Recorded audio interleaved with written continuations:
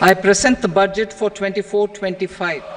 Our government has made concerted efforts to fulfill the commitments in Andhra Pradesh Reorganization Act.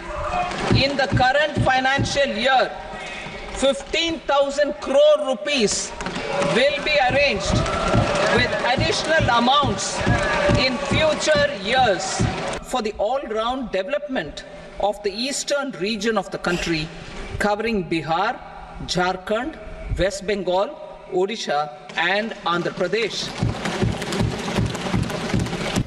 ஒன்றிய பாஜக ஆட்சியை தாங்கி பிடிக்கிற மாநிலங்களை தவிர மற்ற எல்லா மாநிலங்களையும் நிதியமைச்சர் மறந்துட்டார்.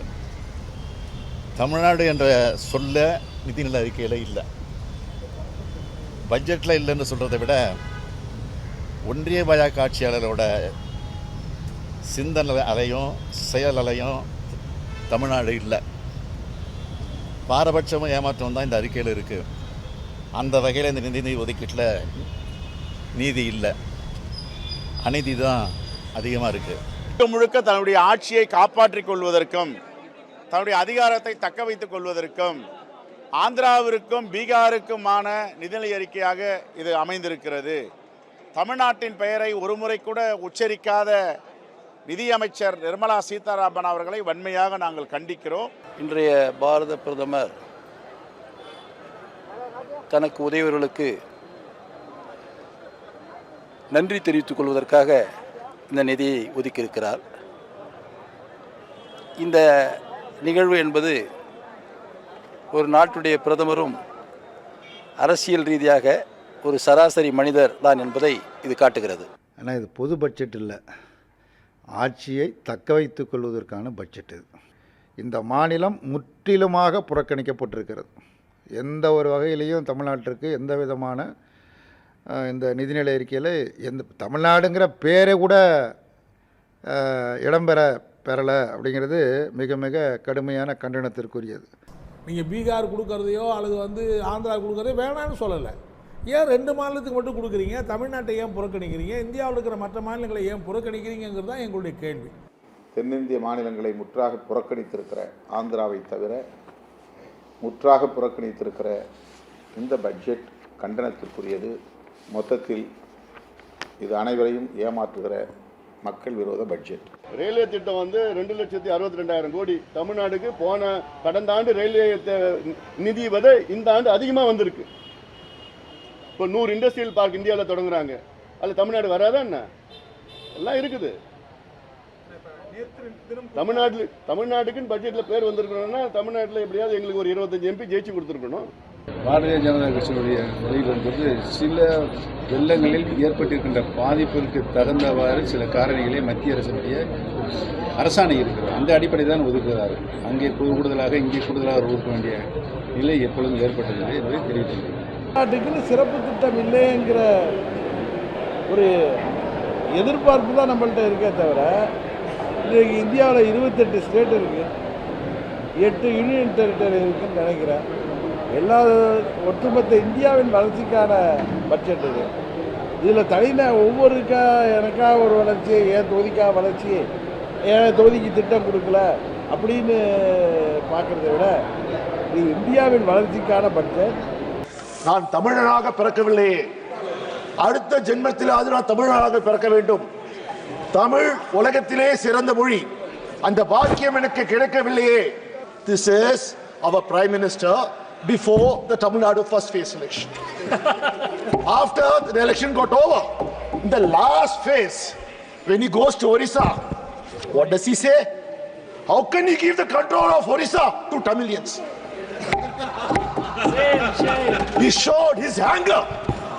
People of Tamil Nadu will never forget, and that is depicted here in this budget. As you try to cheat who are Tamil people and saying that you will support Tamil, and wherever you went, you tried to speak our Tirukural and tried to get our hearts, but your true heart, the Prime Minister, is venom against the people of Tamil Nadu, which you have said. The new east of India, Bihar comes, Andhra Pradesh comes, West Bengal doesn't come, sir, and Tamil Nadu is sharing border with Andhra Pradesh, and we don't come. So, whenever convenient, new map. She is using it. Sir, there's a saying in Tamil, sir. எனக்கு வந்தா ரத்தம், உனக்கு வந்தா தக்காளி chutney. That means if I get injured, blood comes for me. But if you do something, it's only a tomato chutney.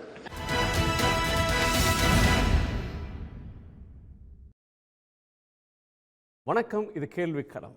நேற்றைய budget என்பது அதிர்வலைகளை ஏற்படுத்தியிருக்கிறது. பொதுவாக பட்ஜெட் வெளியான பிறகு அதனுடைய நிறை குறைகளை அலசி ஆராய்ந்து பல்வேறு விதமான அரசியல் பார்வைகள் அடுத்த நாள் நாடாளுமன்றத்தில் எதிரொலிக்கப்படுவது வழக்கம்.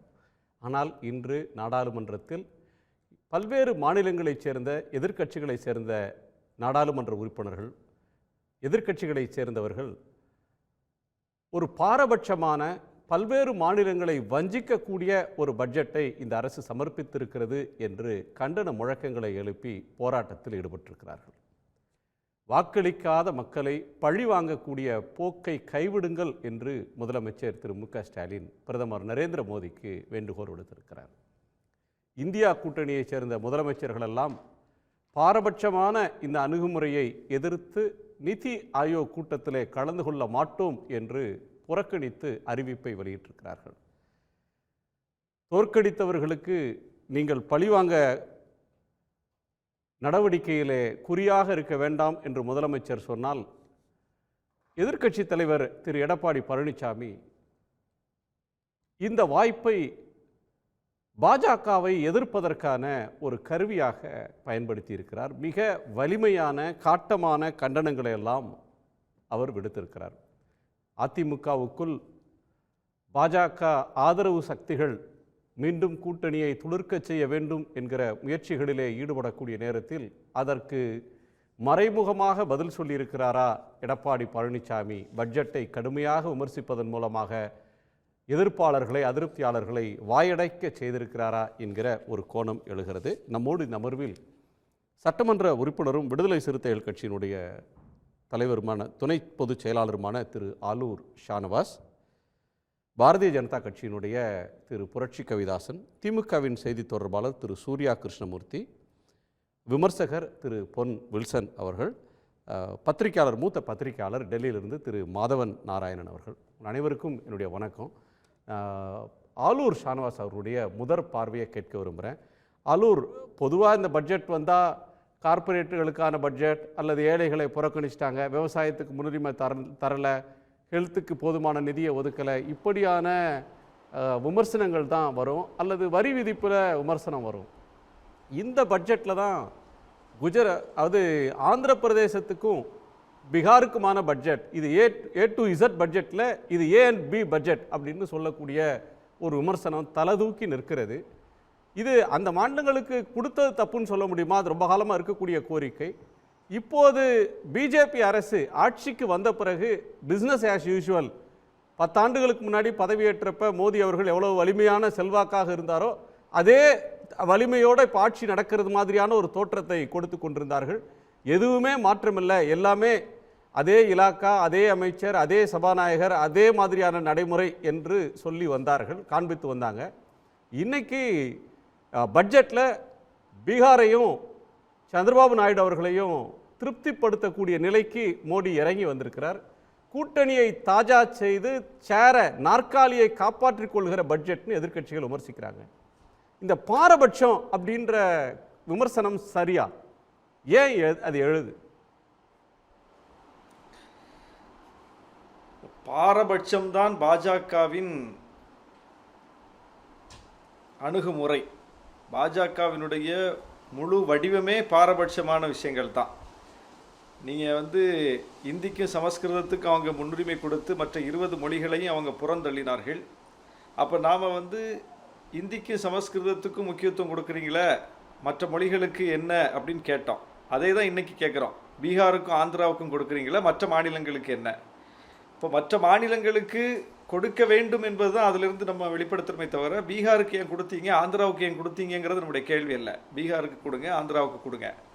மற்ற மாநிலங்கள் அதே போன்ற கோரிக்கைகளோடு நிற்கிறோம். நமக்கு வரவேண்டிய நிதி கூட வராத ஒரு நிலை இருக்கிறது. நமக்கு தருவோம் என்று அவர்கள் ஒப்புக்கொண்ட நிதியை கூட தராமல் இருக்கிறார்கள். இப்போது மெட்ரோவுக்கு 63,000 கோடி தருவோம்னு நிர்மலா சீதாராமன் அவர்கள் ஒப்புக்கொண்டார், பட்ஜெட்டில் வாசித்தார். அப்படி வாசித்த அவரால் அறிவிக்கப்பட்ட அந்த நிதிக்காக இன்றைக்கு தமிழ்நாடு ஏங்கி கிடக்கிறது. அவங்கள எதிர்பார்த்து நிற்கிறோம். ஆனால் அவங்க தரல. ஆனாலும் பணிகளை மாநில அரசு நடத்திக்கிட்டு இருக்கு. எவ்வளவு பெரிய சுமைகளுக்கு நெருக்கடி அவங்களுக்கு தரக்கூடாதுன்னு நாங்க சொல்லலன்னு சொல்றீங்க. ஆனா முதலமைச்சர் சொல்லக்கூடிய குற்றச்சாட்டு வந்து நேரடியான ஒரு அரசியல் குற்றச்சாட்டு. மேற்கு வங்க முதலமைச்சர் சொல்றதும் அதே குற்றச்சாட்டு. சித்தராமையா வந்து கர்நாடக மக்களை வஞ்சிச்சிட்டாங்க, எங்க எம்பிக்களை எல்லாம் அழைச்சிட்டு போய் நான் நிர்மலா சீதாராமன்ட்ட எங்க மாநிலத்துக்கு என்னெல்லாம் வேணும்னு கேட்டேன், ஆனா கொடுக்கல அப்படின்னு சொல்றாரு. இதுல 2 பாயிண்ட். முதலமைச்சர் சொல்வது தோற்கடித்தவர்களை வேண்டுமென்றே பழிவாங்குகிறார்கள் அப்படின்னு சொல்றீங்க. இன்னொன்று இந்த மெட்ரோ ரயில் விவகாரம். உள்துறை அமைச்சர் அடிக்கல் நாட்டினார். நிர்மலா சீதாராமன் அவர்கள் பட்ஜெட்டில் 3 ஆண்டுகளுக்கு முன்னாடி அறிவித்தாங்க. ஆனால் இப்போ வந்து அது ஸ்டேட் ப்ராஜெக்ட் மாதிரி, அது நாங்கள் ஒன்றும் கமிட் பண்ணலைன்றது மாதிரி பிஜேபி தரப்பிலிருந்து விளக்கங்கள் வருது. இதில் பழி வாங்குற குற்றச்சாட்டுன்றது கொஞ்சம் அரசியல் குற்றச்சாட்டு இல்லையா? ஒரு மாநிலத்தை ஏன் பழி வாங்கணும் ஒரு அரசு? முதல்ல மாநிலங்களே அவங்களுக்கு பிடிக்காது, சட்டமன்றமே அவங்களுக்கு பிடிக்காது. மாநிலங்களுக்கான தனித்த அதிகாரம் என்பதிலே அவங்களுக்கு வந்து உடன்பாடு கிடையாது. மாநிலங்கள் மொழிவழி மாநிலங்கள் பிரிக்கப்பட்ட போது ஆர்எஸ்எஸ் அதை எதிர்த்தது. அவங்களுக்கு அதில் எந்த காலத்திலையும் உடன்பாடு இருந்ததில்லை. அதை வந்து அருவருப்பாக தான் பார்ப்பாங்க, அதை ஒரு உறுத்தலாக தான் பார்ப்பாங்க. சட்டமன்றங்களில் இயற்றப்படுகிற எந்த மசோதாக்களுக்கு தீர்மானங்களுக்கு அவங்க மதிப்பளிக்க மாட்டாங்க. இதுதான் அவங்க அணுகுமுறை. அப்படி இருக்கும்போது இன்னைக்கு இந்த மாநிலங்களுக்கான நிதி என்பதில் இன்னைக்கு அவங்களுடைய புத்தி அவங்க காட்டுறாங்க. ஏற்கனவே நம்முடைய வரி விதிக்கும் அதிகாரத்தை பிடுங்கிட்டாங்க. ஜிஎஸ்டியின் மூலம் எல்லாத்தையும் சென்ட்ரலைஸ் பண்ணிட்டாங்க. அப்போ நம்முடைய அந்த மாநிலத்தை நிர்வகிக்கிற அந்த பொறுப்பும் அந்த சுமையும் முழுக்க முழுக்க ஒரு மாநில அரசின் தலையில் விழுந்து கிடக்குது. என்ன செய்யும் ஒரு மாநிலம்? முழுக்க முழுக்க மாநிலத்தை நிர்வகிப்பது ஒன்றிய அரசா மாநில அரசா? மாநில அரசு. அனைத்தையும் நம்ம தான் பார்க்குறோம். இங்கே உள்ள கல்வி நிறுவனங்களுக்கு, கல்வி விஷயங்களுக்கு அத்தனைக்கு நாம தான் நிதி ஒதுக்குறோம். பல்கலைக்கழகங்களுக்கு நாம தான் நிதி ஒதுக்குறோம். சட்டம் ஒழுங்கை நாம தான் பராமரிக்க வேண்டியிருக்குது. எல்லாமே நாம தான் பண்ணுறோம். ஆனால் நிதியை வந்து வரியை போட்டு வசூலிச்சுட்டு போகிறது பூரா அவங்க. இப்படிப்பட்ட ஒரு நெருக்கடியில் தான் நமக்கு வரவேண்டியதை நம்ம கேட்குறோம். வரவேண்டியதை தர வேண்டியதை தருவேன் என்று ஒப்புக்கொண்டதை கூட தர மறுக்கிறார்கள். இப்போ வந்து உத்தரகாண்டுக்கு நிதி கொடுக்குறாங்க, பேரிடர் நிவாரண நிதி. நாம் பேரிடர் நிவாரண நிதி கேட்டுட்டு நாமளும் வெயிட் பண்ணிட்டு இருக்கோம். நீதிமன்றத்தில் போய் வழக்கு போட்டு காத்திருக்கிறோம். ஆனால் பேரிடரால் பாதிக்கப்பட்ட மக்களை கூட, இந்திய மக்களை, இந்திய குடிமக்கள் உத்தரகாண்டிலே பேரிடரால் பாதிக்கப்பட்டிருக்காங்க, தமிழ்நாட்டிலே பேரிடரால் பாதிக்கப்பட்டிருக்காங்க. ஆனால் அங்கே மட்டும் நான் பேரிடர் நிவாரண நிதி கொடுப்பேன், தமிழ்நாட்டுக்கு கொடுக்க மாட்டேன்னா தமிழ்நாட்டில் வெள்ளத்தில் மிதந்த மக்கள் இந்திய மக்களா இல்லையா? அப்போ மோடி அந்த வெள்ளத்தில் பாதிக்கப்பட்ட மக்களை பார்க்கவும் வரவில்லை, ஆறுதல் சொல்லவும் வரவில்லை, கேட்ட நிதியையும் தரவில்லை. ஆனால் இன்னைக்கு வேற மாநிலங்களுக்கு, இது போல பாதிக்கப்பட்ட வேற மாநிலங்களுக்கு நிதியை கொடுத்துட்டு தமிழ்நாட்டு மக்களுக்கு தரமாட்டேன் என்று மறுப்பதன் மூலம் மோடி என்ன சொல்ல வருகிறார்? பிஜேபியினுடைய அணுகுமுறை பாருங்க, எவ்வளவு மோசமான அணுகுமுறை. அப்ப இதை இன்னைக்கு மக்கள் பார்த்துக்கிட்டு இருக்காங்க.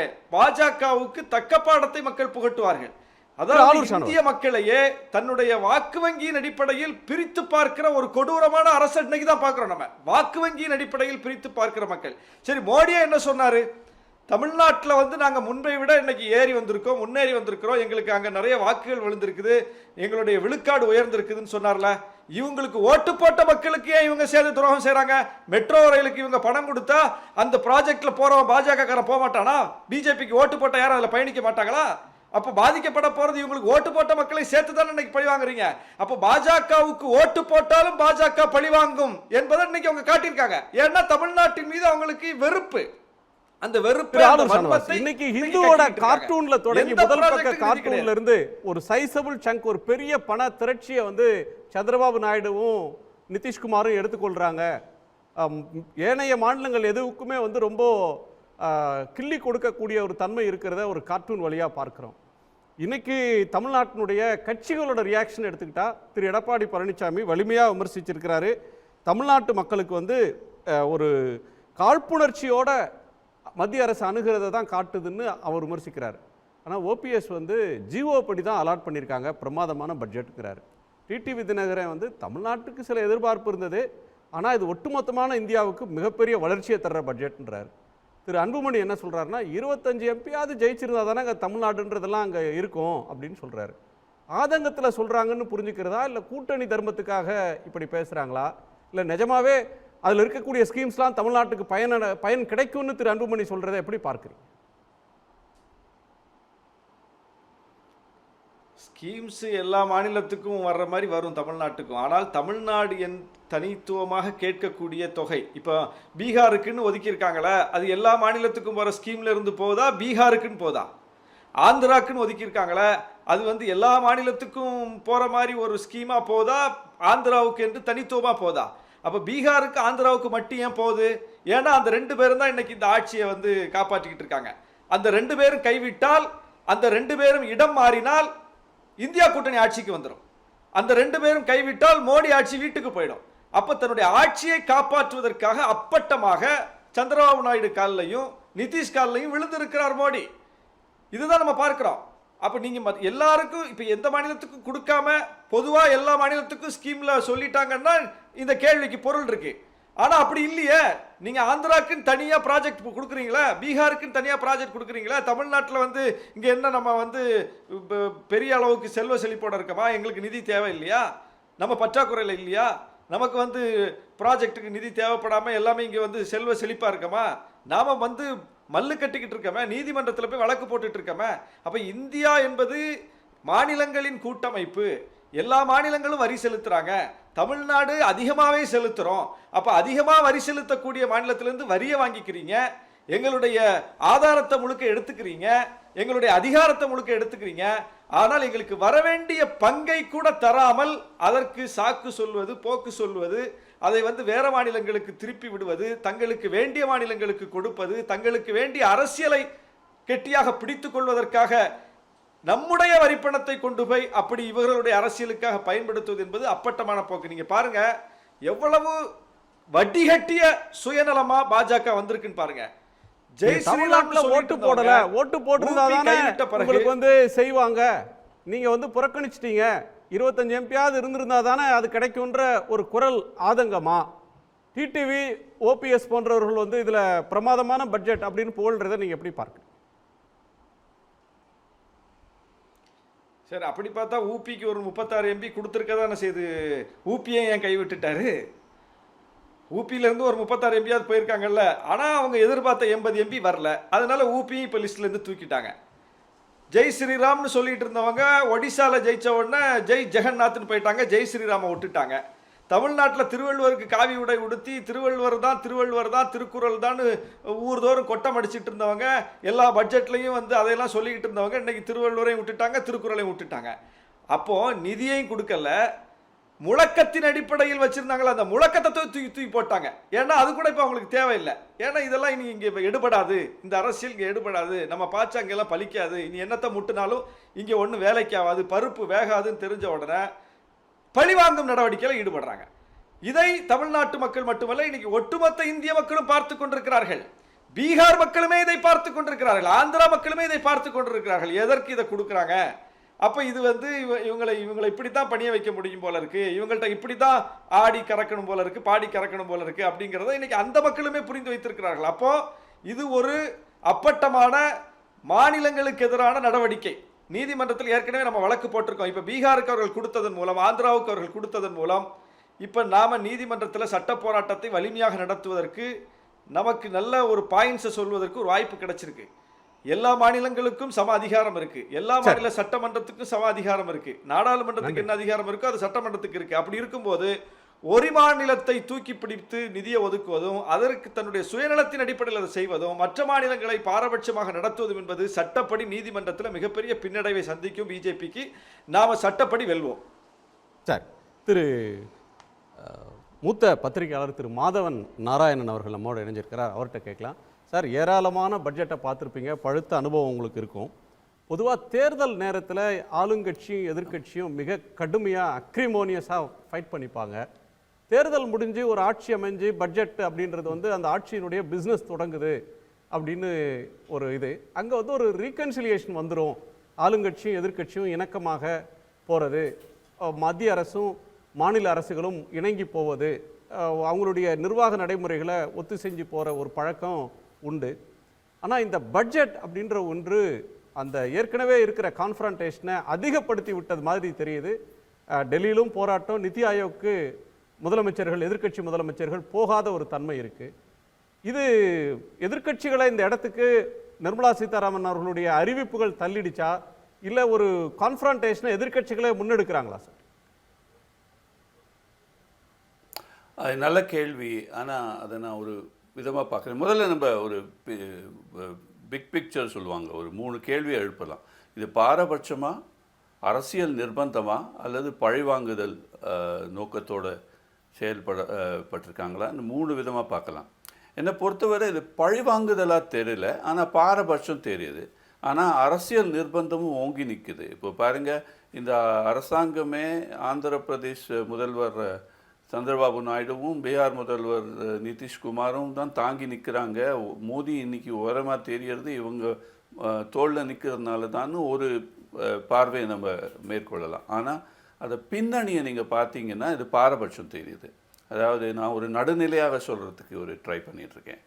அதாவது பழிவாங்குதல் இல்லைன்னு வச்சுப்போம் ஒரு ஆர்குமெண்ட்டுக்கு, பாரபட்சம் நல்லா தெரியுது. ஆனால் இதை பற்றி சிரிக்க வேண்டிய விஷயம் என்னென்னா, இது வந்து பாரதிய ஜனதா கட்சி ஆட்சியில் இருக்கிற மத்திய பிரதேசம் போன்ற மாநிலங்கள் கூட தன்னை ஒரு பாரபட்சமாக கருதப்படும் ஒரு பிம்பம் உருவாக்குற ஒரு சூழ்நிலை எனக்கு தெரிகிறது. அதனால் இது வந்து தமிழ்நாட்டுக்கு மாத்திரம் ஒரு தனி பழிவாங்குதல் என்பது அவசியம் இல்லை. ஆனால் அதை பின்னணியை பார்த்தீங்க வச்சுங்களேன். இப்போ ஒரு 6 மாதம் முன்னாடி மோடி தமிழ்நாட்டுக்கு வந்தாருங்கிறத விட வந்து கொண்டே இருந்தார்னு சொல்லணும்.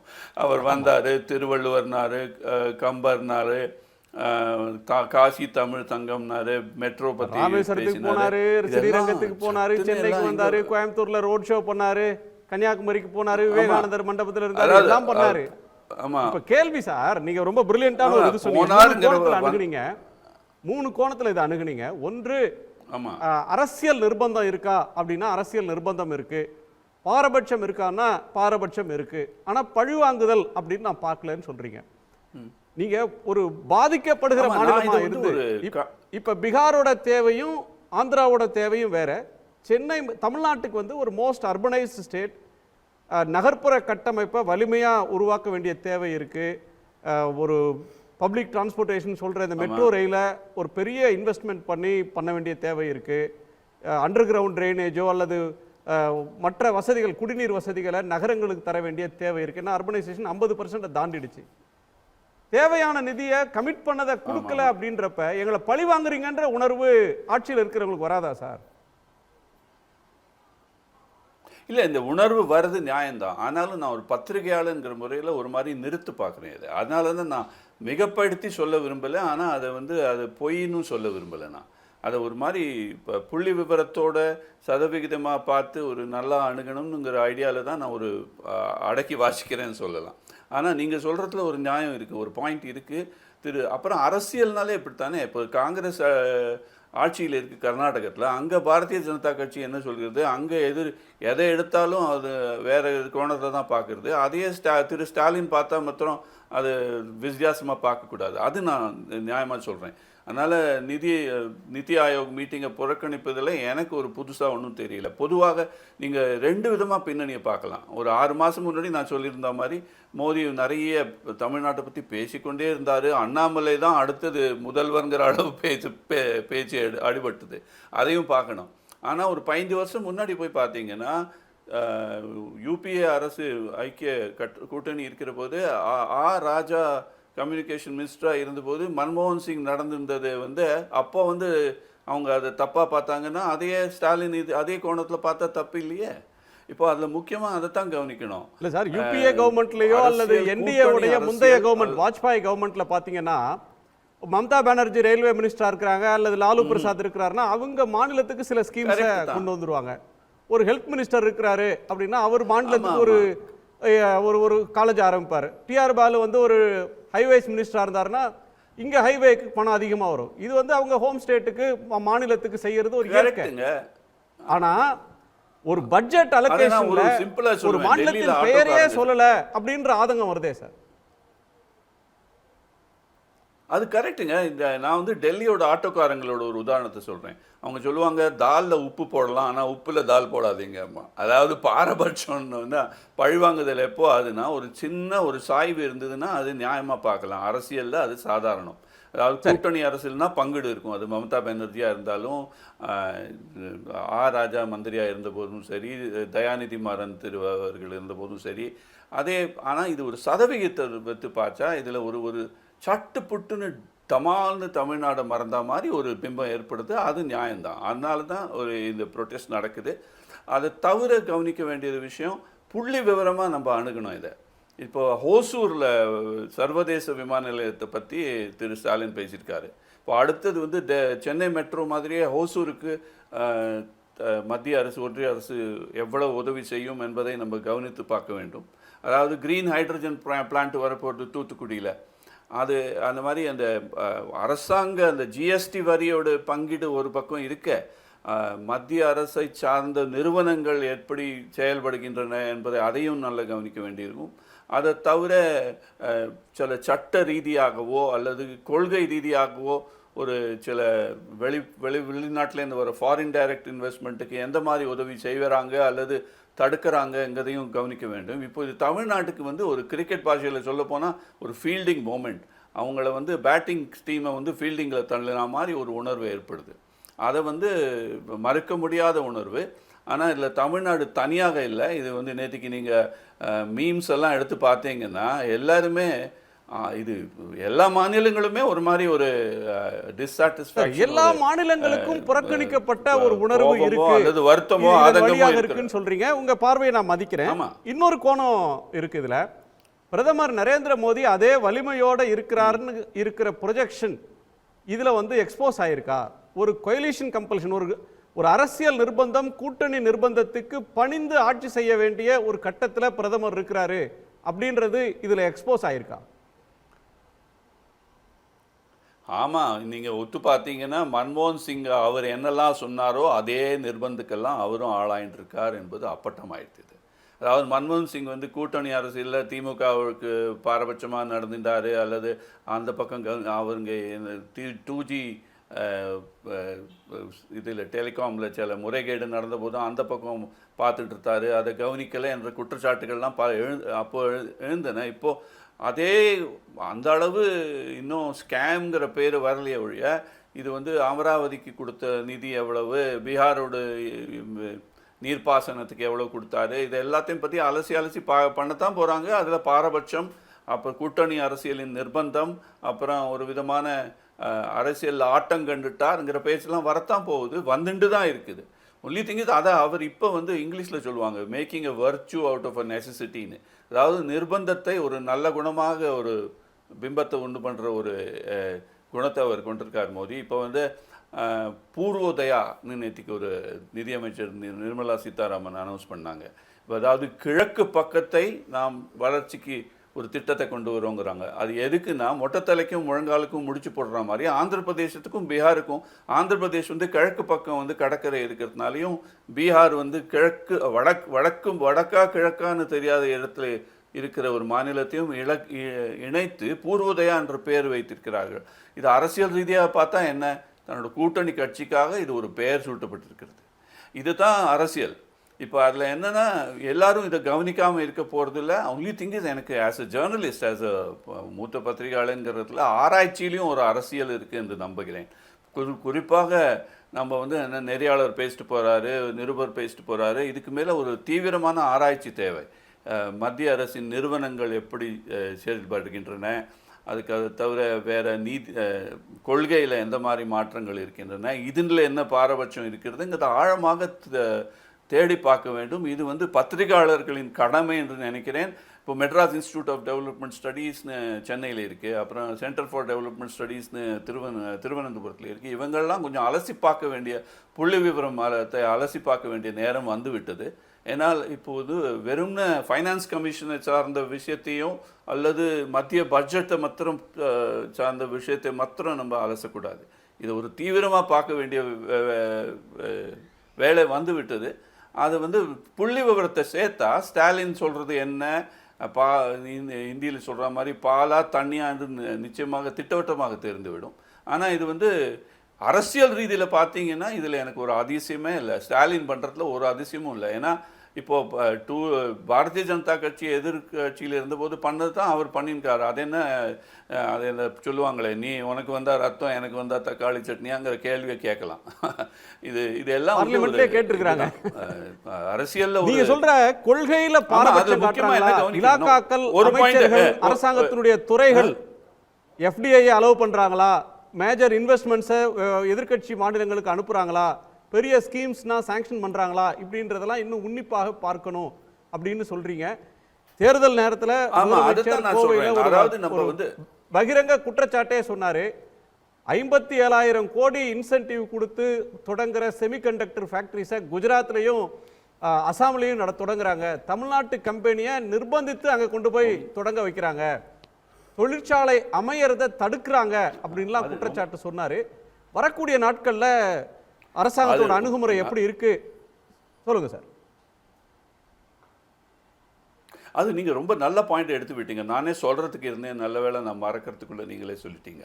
அதாவது செமிகண்டக்டர்னு பார்த்தா இன்றைக்கி இந்தியாவை விடுங்க, உலகத்தில் போய் அமெரிக்காவில் போய் கேட்டிங்கன்னா பெங்களூர், சென்னை தான் பேசுவாங்க, மிஞ்சி போனால் ஹைதராபாத் சொல்கிறாங்க.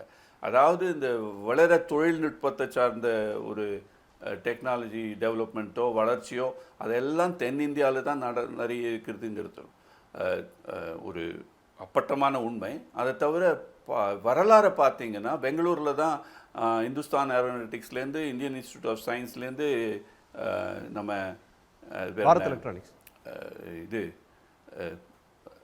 கார்ப்பரேட் பொதுத்துறை நிறுவனங்கள்லாம் இருக்குல்ல, டெக்னாலஜியை சார்ந்த தொழில்நுட்பத்தை சார்ந்த நிறுவனங்கள்லாம் அங்கே தான் இருக்குது.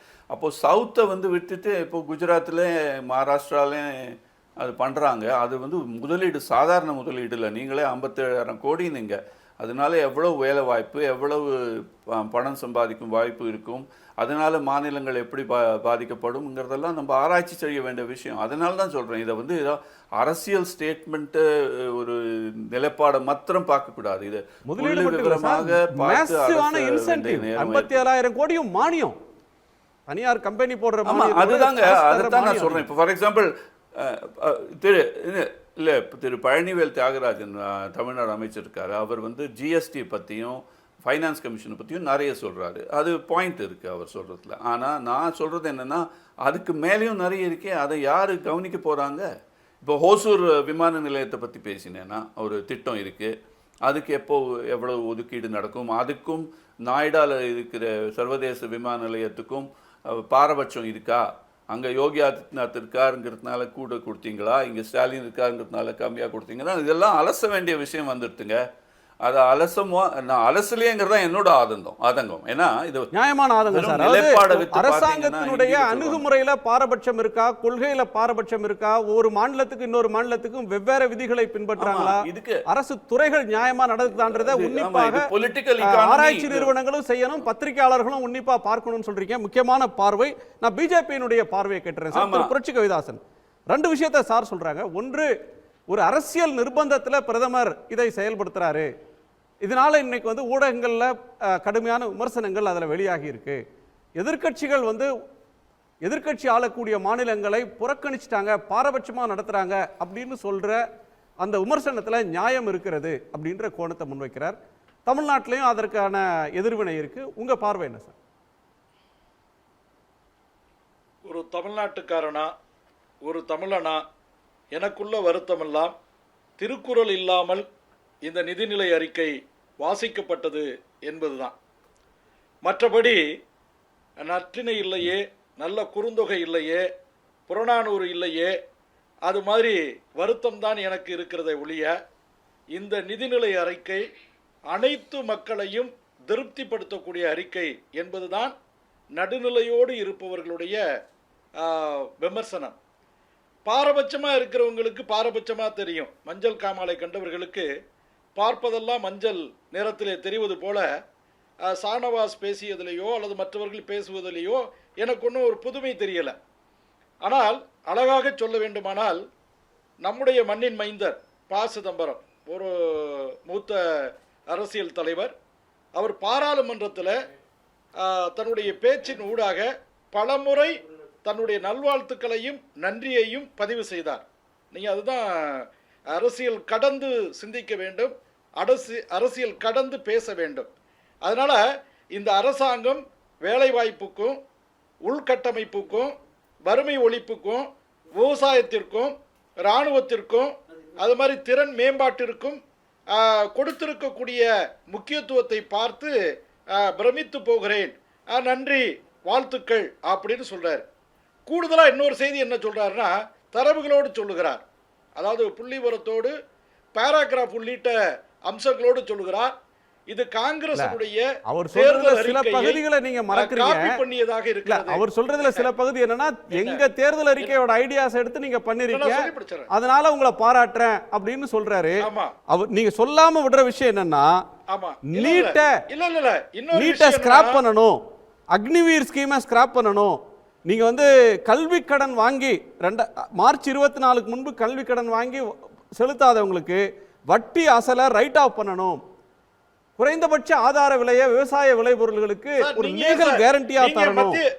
மினிமம் வேஜ் 400 ரூபாயா, குறைந்தபட்ச ஒரு நாள் ஊதியம்ன்றது 400 இருக்கணும். இதெல்லாம் செய்யுங்கன்னு சொல்லியிருக்கிறார். இந்த பட்ஜெட்ல நீங்க செய்யல, செய்யுங்கன்னு சொல்லியிருக்கிறார். நீங்க இல்ல சொல்வதற்கு முன்பாக நீங்க செய்யணும். ஏற்கனவே 10 ஆண்டு காலம் உங்களிடம் அரசாங்கம் இருக்கும் பொழுது, இன் பர்டிகுலரா நீங்களே நிதியமைச்சராக அந்த இருக்கையில் அமர்ந்த பொழுது, கல்வி கடன்களுக்கு வட்டி இல்லாமல் அல்லது வட்டியை குறைத்து, அது மாதிரி மினிமம் வேஜஸை பற்றி, அது மாதிரி எம்எஸ்எம்இயை பற்றி, அது மாதிரி மினிமம் மேக்சிமம் செல்லிங் ப்ரைஸை பற்றி, இது மாதிரியெல்லாம் நீங்கள் யோசிச்சிருக்கீங்களா? அதனால் அதாவது அறிவுரை என்பது எளிது, அதை செயல்படுத்துவது என்பதுதான் கடினம். அதனால் செயல்படுத்துகிற அரசாங்கம் அந்த கடினத்தை சந்தித்து கொண்டிருக்கிறது. அதனால் அவர் ஒத்துக்கிட்டார், காங்கிரஸ் கட்சியுடைய தேர்தல் அறிக்கையிலிருந்து நாங்கள் எடுத்து காப்பி பேஸ்ட் பண்ணியிருக்கோம் அப்படின்னு. அது உண்மையா பொய்யா என்பது வேறு. நாங்கள் சொன்னதை இந்த அரசாங்கம் செய்திருக்கிறது அப்படின்னு அவர் நன்றி பாராட்டி இருக்கிறாரு, வாழ்த்து தெரிவிச்சிருக்கிறாரு. அதனால் காங்கிரஸுக்கு வந்து பகுதி தான் விமர்சனம் இருக்கிறது, முழுமையாக இல்லை. ஆனால் தமிழ்நாட்டு முதலமைச்சர் மாண்புமிகு ஸ்டாலின் அவர்களுக்கு ஒட்டுமொத்தமாக தமிழ்நாடு என்கிற சொல்லே இல்லை. அது சகோதரி கனிமொழி கூட பார்லிமெண்ட்டில் அதை பதிவு செஞ்சாங்க. தமிழ்நாடு என்ற பெயரே இல்லை அப்படின்னு வருத்தப்பட்டிருக்காங்க. ஆந்திராவும் பீகாரும் மட்டும்தான் பதிவு பெற்றிருக்கிறது, மற்ற எந்த மாநிலங்களுமே இடம்பெறலை. ஜம்மு காஷ்மீர் இல்லை, உத்தரப்பிரதேசம் இல்லை, 100க்கு 100 வெற்றியை தந்த மத்திய பிரதேசம் இல்லை, மகாராஷ்டிரம் இல்லை, அது மாதிரி எங்களுக்கு 100க்கு 100 வெற்றியை தந்த ஒரிசா இல்லை. அதனால இது எங்களுடைய மாநிலம் பெயர் பதிவு செய்ய வேண்டும் என்பது ஒரு எதிர்பார்ப்பாக இருக்கலாம். ஒரு தமிழனா எனக்கும் அந்த எதிர்பார்ப்பு உண்டு. ஆனால் சீரான வளர்ச்சி, சமச்சீர் வளர்ச்சி அப்படிங்கிறதெல்லாம் ரொம்ப முக்கியங்க. ஒரு தாய்க்கு ஒரு குழந்தை பிரில்லியண்டாக இருக்கும், ஒரு குழந்தை முட்டாளாக இருக்கும், ஒரு குழந்தை ஆக்டிவாக இருக்கும், இன்னொரு குழந்தை சோம்பேறியா இருக்கும். ஆந்திராவுக்கும் பீகாரும் கொடுத்தது வந்து சமச்சீர் வளர்ச்சி, மத்திய பிரதேசம் ஒரிசாவையும் கண்டுகொள்ளாது சமச்சீர் வளர்ச்சின்ற கொள்கை அடிப்படையிலையா? தமிழ்நாடு வந்து வளர்ந்துட்டதுனால அதை கண்டிப்பீங்களா? ஆந்திராவுடைய துயர இல்ல சகோதரர், நீங்க புரிஞ்சுக்கங்க, ஆந்திராவுடைய துயரம் பெருசுங்க. ஆந்திரா வந்து ஏற்கனவே சென்னை மாகாணம் இந்தியா சுதந்திரம் 5 வருஷத்துக்கு முன்னாடி நம்பிக்கையில்லா தீர்மானத்தை கொண்டு வந்து மிக மோசமா விமர்சிச்சார் சந்திரபாபு நாயுடு. மோடி அரசாங்கத்துக்கு கொடுத்த ஆதரவை வாபஸ் வாங்கிட்டு ஆந்திராவோட கஷ்டத்தெல்லாம் சொல்லி நீங்க சொன்னபடி நடந்துக்கலையே அப்படின்னு நம்பிக்கையில்லா தீர்மானம் கொண்டு வந்தார். அப்ப ஏற்றுக்கொள்ளாத பிஜேபி இன்னைக்கு வந்து சமச்சீர் வளர்ச்சின்னு பேசினா இது வந்து அரசியல் நிர்பந்தத்தினால நீங்க பண்ற நடவடிக்கையா இல்ல நியாயத்தின் பார்ப்பட்டதா? இல்ல சந்திரபாபு நாயுடு அவர் வந்து ஒட்டுமொத்த ஆந்திர மக்களுடைய பிரதிநிதி அல்ல. சந்திரபாபு நாயுடு எங்களுக்கு பிடிக்கலாம், பிடிக்காம போகலாம். ஆந்திராவுடைய கேள்விகளுக்கு பதில் கொடுக்கணும். அவங்களுடைய ஆந்திரா கேள்வி தான் சார் 2019ல கேட்டாங்க. 2019ல இதே நாடாளுமன்றத்துல கேள்வி கேட்டப்ப அதெல்லாம் சாத்தியமே இல்லைன்னு சொன்னவங்க தானே. இன்னைக்கு நீங்க கொடுத்த ஸ்கீம், போலாவரம் ஸ்கீம் வந்து இரிகேஷன் ஸ்கீம் வந்து அன்னைக்கு பிரதமர் தேர்தல் பிரச்சாரத்துல போய் என்ன பேசினாரு? சந்திரபாபு நாயுடுக்கும் அவர் மகனுக்கும் ஊழல் பணத்தை தர்ற ஏடிஎம் ஸ்கீம் அது அப்படின்னு பேசினாரு. இன்னைக்கு அதே பணத்துக்கு அதே திட்டத்துக்கு வாரி கொடுக்குறீங்களே. இல்ல ஆந்திர மக்கள் வாக்களித்திருக்காங்களே, அவர் சொன்ன கோரிக்கைக்கு வாக்களித்திருக்காங்களே. மக்கள் தீர்ப்பே மகேசன் தீர்ப்பு இல்லையா? தமிழ்நாட்டு மக்களுக்கு தாங்க தமிழக முதலமைச்சர் தலைவர். தமிழ்நாட்டு மக்கள் அவங்களுக்கு வாக்களிச்சிருக்காங்கல்ல. இந்த 40 எம்பிக்களுக்கான 39 எம்பிக்களுக்கான கோரிக்கையை ஏத்துக்க மாட்டீங்களா? ஆந்திராவுடைய மக்கள் கோரிக்கையை ஏத்துக்கிறீங்க, அதை யாரும் தப்பு சொல்லல, நீங்க ஏத்துக்காதீங்கன்னு யாரும் சொல்லல. ஒவ்வொரு மாநிலத்துக்கு அதே மாதிரி கோரிக்கை இருக்குல்ல. இல்ல என்ன பேச அனுமதிங்க சார், இல்ல என்ன பேச அனுமதிங்க. மற்றவங்க பேசும்பொழுது நீங்க இடைமறிக்கவே இல்ல. எனக்கு எல்லாருக்கும் இடைமறிச்சிருக்கேன். பாயிண்ட் வாங்க. தயவு செய்து கொஞ்சம் வழி கொடுங்க. அதாவது ஆந்திரா வந்து முதல்ல இந்தியாவுடைய பூகோள வரைபடத்தையே தலைகீழாக மாற்றியது ஆந்திர மாநிலம். முதல்ல மொழிவாரி மாநிலங்கள் உருவாவதற்கு காரணம் பழைய கதை போகாதீங்க சார், எல்லாருக்கும் தெரியும். 5 வருஷமா சந்திரபாபு நாயுடு என்ன போராட்டம் பண்ணாரு அப்படின்னு தெரியும். அரசியல் நிர்பந்தத்துக்காக இன்னைக்கு அள்ளி கொடுத்துட்டு அதுக்கு வந்து நீங்க வந்து ஒரு பேக் டேட் போட்டு காரணங்களை சொல்றீங்க. இப்ப நீங்க செய்து விட்ட ஒன்றுக்கு நியாயம் கற்பிக்க பார்க்கறீங்க. நீங்க முதலமைச்சர் மட்டும் இல்ல, எதிர்க்கட்சி இந்த பாயிண்ட் வாங்க, தமிழ்நாடு ஸ்பெசிபிக்கா வரலாம். எதிர்க்கட்சி தலைவர் எடப்பாடி பழனிசாமி அதிமுக பொதுச் செயலாளர் இருந்து விவசாயிகளுக்கு அவங்க எதிர்பார்த்த நன்மை கிடைக்கல, சிறு குறு தொழிற்சாலைகளுக்கு நடைமுறை பிரச்சனைகளை தீர்க்கவே இல்லை, கங்கை கோதாவரி இணைப்புன்னு சொன்னாங்க, கோதாவரி காவேரி இணைப்புனாங்க, நதிநீர் இணைப்பு பத்தி இவங்க பேசவே இல்லை, ஒசூர் கோயம்புத்தூருக்கு வந்து இண்டஸ்ட்ரியல் காரிடார்னு சொன்னாங்க, டிஃபென்ஸ் காரிடார் சொன்னாங்க, அதை பத்தி ஒரு வார்த்தை கூட பேசல, நடந்தாய் வாழி காவேரின்னு சொல்லி போன ஜனாதிபதி அறிக்கை அட்ரஸ்ல பேசினாங்க, அதுக்கு ₹1 கூட ஒதுக்கல, வெள்ளத்தடுப்புக்கு பீகார் அசாமுக்கு சொல்றாங்க, தமிழ்நாட்டுக்கு கொடுக்கல, ஜிஎஸ்டிக்கு இஷ்யூஸை சால்வ் பண்ணல, நேரடி வரி விதிப்பில் இருக்கக்கூடிய பிரச்சனைகளை தீர்க்கல, தனியார் துறையில் இவ்வளவு வேலை வராது, கொரோனா காலத்துக்கு முன்பு இருந்த சலுகையாவது முதியோர்களுக்கு தந்திருக்கலாம், அதையும் தரல அப்படின்னு அடுக்கடுக்கான பட்டியல் போட்டு அவர் விமர்சிக்கிறாரு. இல்ல இன்னைக்கு அவர் எதிர்க்கட்சியா இருக்கிறார்ல, ஆளுங்கட்சியா இருக்கும்போது ஒரு குரல், எதிர்க்கட்சியா இருக்கும்போது ஒரு குரல்ங்கிறது இந்திய அரசியல்வாதிகளுடைய யதார்த்தம். அதனால அவர் ஒன்றும் விதிவிலக்கு கிடையாது. அதனால அவர் அப்படித்தான் பேசுவார். நாளைக்கு கூட்டணிக்கு வந்துட்டா அவர் பேச்சு பேசுவார், கூட்டணிக்கு வெளியே போயிட்டா அவர் பேச்சு பேசுவார், அது யதார்த்தம். நான் அதை சொல்லுங்க. தலையில்லாத முண்டமாக ஆந்திரா இருக்குது, ஒரு தலைநகரமே இல்லாமல் இருக்கு. அவங்களுக்கு ஏற்கனவே இருக்கிற காங்கிரஸ் சர்க்கார் யூபிஏ அரசாங்கம் கொடுத்த வாக்குறுதி தான் சிறப்பு சலுகை. அதை நீங்க செய்யல, நாங்க செஞ்சிருக்கோம். இதுல என்ன தவறு? ஆந்திரா தனக்கு 10 வருஷமா ஏன் செய்யல? இப்ப மட்டும் எப்படி ஞாபகம் வருது உங்களுக்கு? அது ஏன்னா அன்னைக்குள்ள சூழ்நிலை நேரா மன்மோகன் சிங் ஆட்சி முடிச்சு நீங்க வரல. நீங்க பிரதமர் மோடி தான் 10 வருஷமா பிரதமரா இருக்கிறாரு. 10 வருஷமா தலைநகர் இல்லாம தான் அந்த நகரம் இருக்கு, மாநிலம் இருக்கு. அதாங்க. இல்ல நீங்க என்னைய பேச விட்டா தான் எங்க தரப்பு கருத்து வந்து பதிவு செய்யப்படும். கருத்துக்கு வாங்க. தொடர்ந்து 3 பேர் எதிராக இருக்கிறாங்க.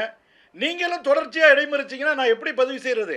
அதனால ஆந்திராவுக்கு சிறப்பு ஸ்ட்ரைட்டான கேள்வி சார். 10 வருஷம் பிரதமரா இருந்த ஒருத்தர் இப்ப நீங்க எல்லாம் நியாயம் சொல்றீங்களா? 10 வருஷமா ஏன் செய்யாம இன்னைக்கு செய்றீங்க? பொலிட்டிக்கல் கம்பல்ஷன் தானே?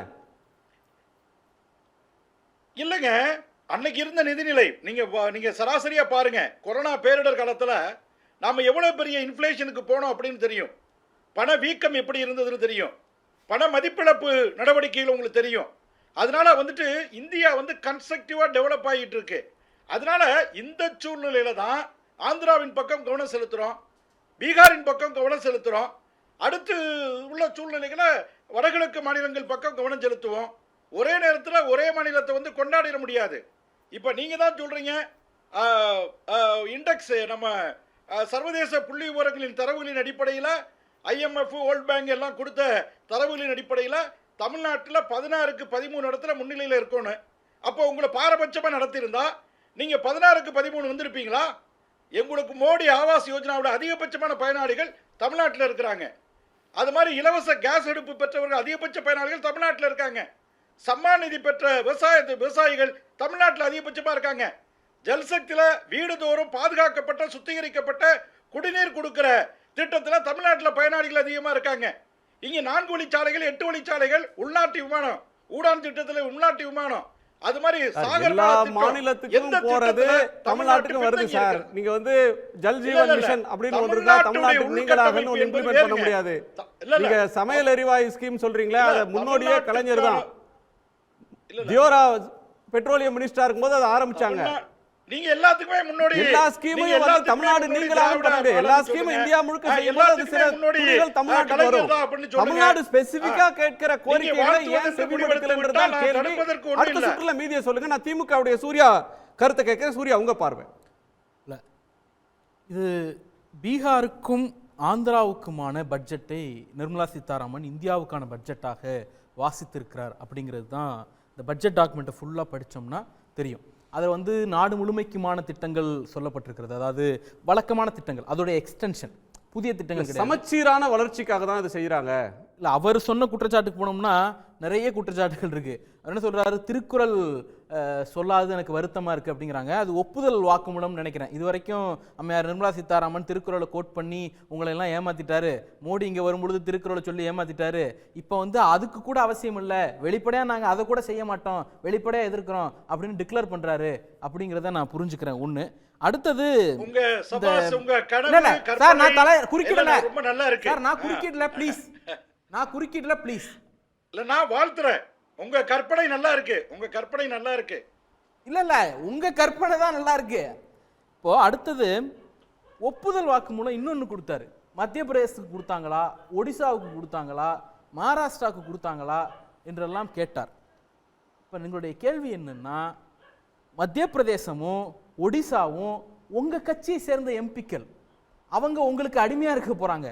ஆனால் சந்திரபாபு நாயுடுக்கும் நிதிஷ்குமாருக்கு நீங்க அடிமையா இருக்கிறீங்கிற காரணத்தினால அவங்க ரெண்டு மாநிலத்திற்கும் உங்களுடைய பொலிட்டிக்கல் அஃபிலியேஷனுக்காக, உங்கள் நாற்காலியை தக்க வைத்துக் கொள்வதற்காக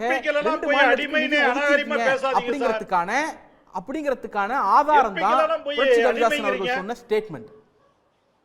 அடுத்தது, ஆந்திராவினுடைய பிரதிநிதியாக சந்திரபாபு நாயுடு முழுமையாக இல்லை, அது அந்த மக்களுடைய குரல் அப்படிங்கிறாரு. இதை மோடி சொல்லிட்டா கேஸை க்ளோஸ் பண்ணிடலாம். ஆந்திராவின் பிரதிநிதி சந்திரபாபு நாயுடு இல்லைங்கிறத இவர் சொல்வதே இவருடைய தலைவர் சொல்லிட்டா நம்ம கேஸை க்ளோஸ் பண்ணிக்கலாம். இப்போ என்னன்னா, கூட்டணியில் இருக்கும்போது ஒரு பேச்சு, கூட்டணியில் இல்லாத போது ஒரு பேச்சு அப்படின்னு ஒரு விமர்சனத்தை வச்சாங்க. அது எல்லாருக்கும் பொருந்தும், மோடிக்கு நல்லாவே பொருந்தும். எதிர்கட்சியில் இருந்தபோது, ஒன்றிய அரசுக்கு எதிராக இருந்தபோது நாங்கள் இவ்வளவு நிதியை கொண்டு வந்து கொடுக்குறோம், ஆனால் நிதியிலிருந்து நீங்கள் எங்களுக்கு பங்கே கொடுக்க மாட்டீங்க, திட்டங்களே கொடுக்க மாட்டீங்க அப்படின்ட்டு குஜராத்தின் முதலமைச்சராக இருந்தபோது பேசியவர் மோடி உச்சமா போய் என்ன சொன்னார்னா, இது உங்க மாமா வீட்டு காசான்னு மன்மோகன் சிங் அவர்களை பார்த்து கேட்டார். இன்னைக்கு அந்த அளவுக்கு கூட நம்ம கேட்பதில்லை, நாகரிகமாக கேட்கிறோம், நிதியை கொடுங்க அப்படின்னுட்டு. இன்னொன்று, பாரபட்சமாக நடத்தியிருந்தா இந்த எஸ்டிஜி இண்டெக்ஸ்லாம் நீங்க மேலே வந்திருப்பீங்களா அப்படின்னு கேட்குறாங்க. ஏன் சார், ஒரே ஒரு விஷயம் சார், கிளாம்பாக்கத்துக்கு பக்கத்தில் ரயில் நிலையம் அமைப்பது என்பது ஒன்றிய அரசினுடைய பணி.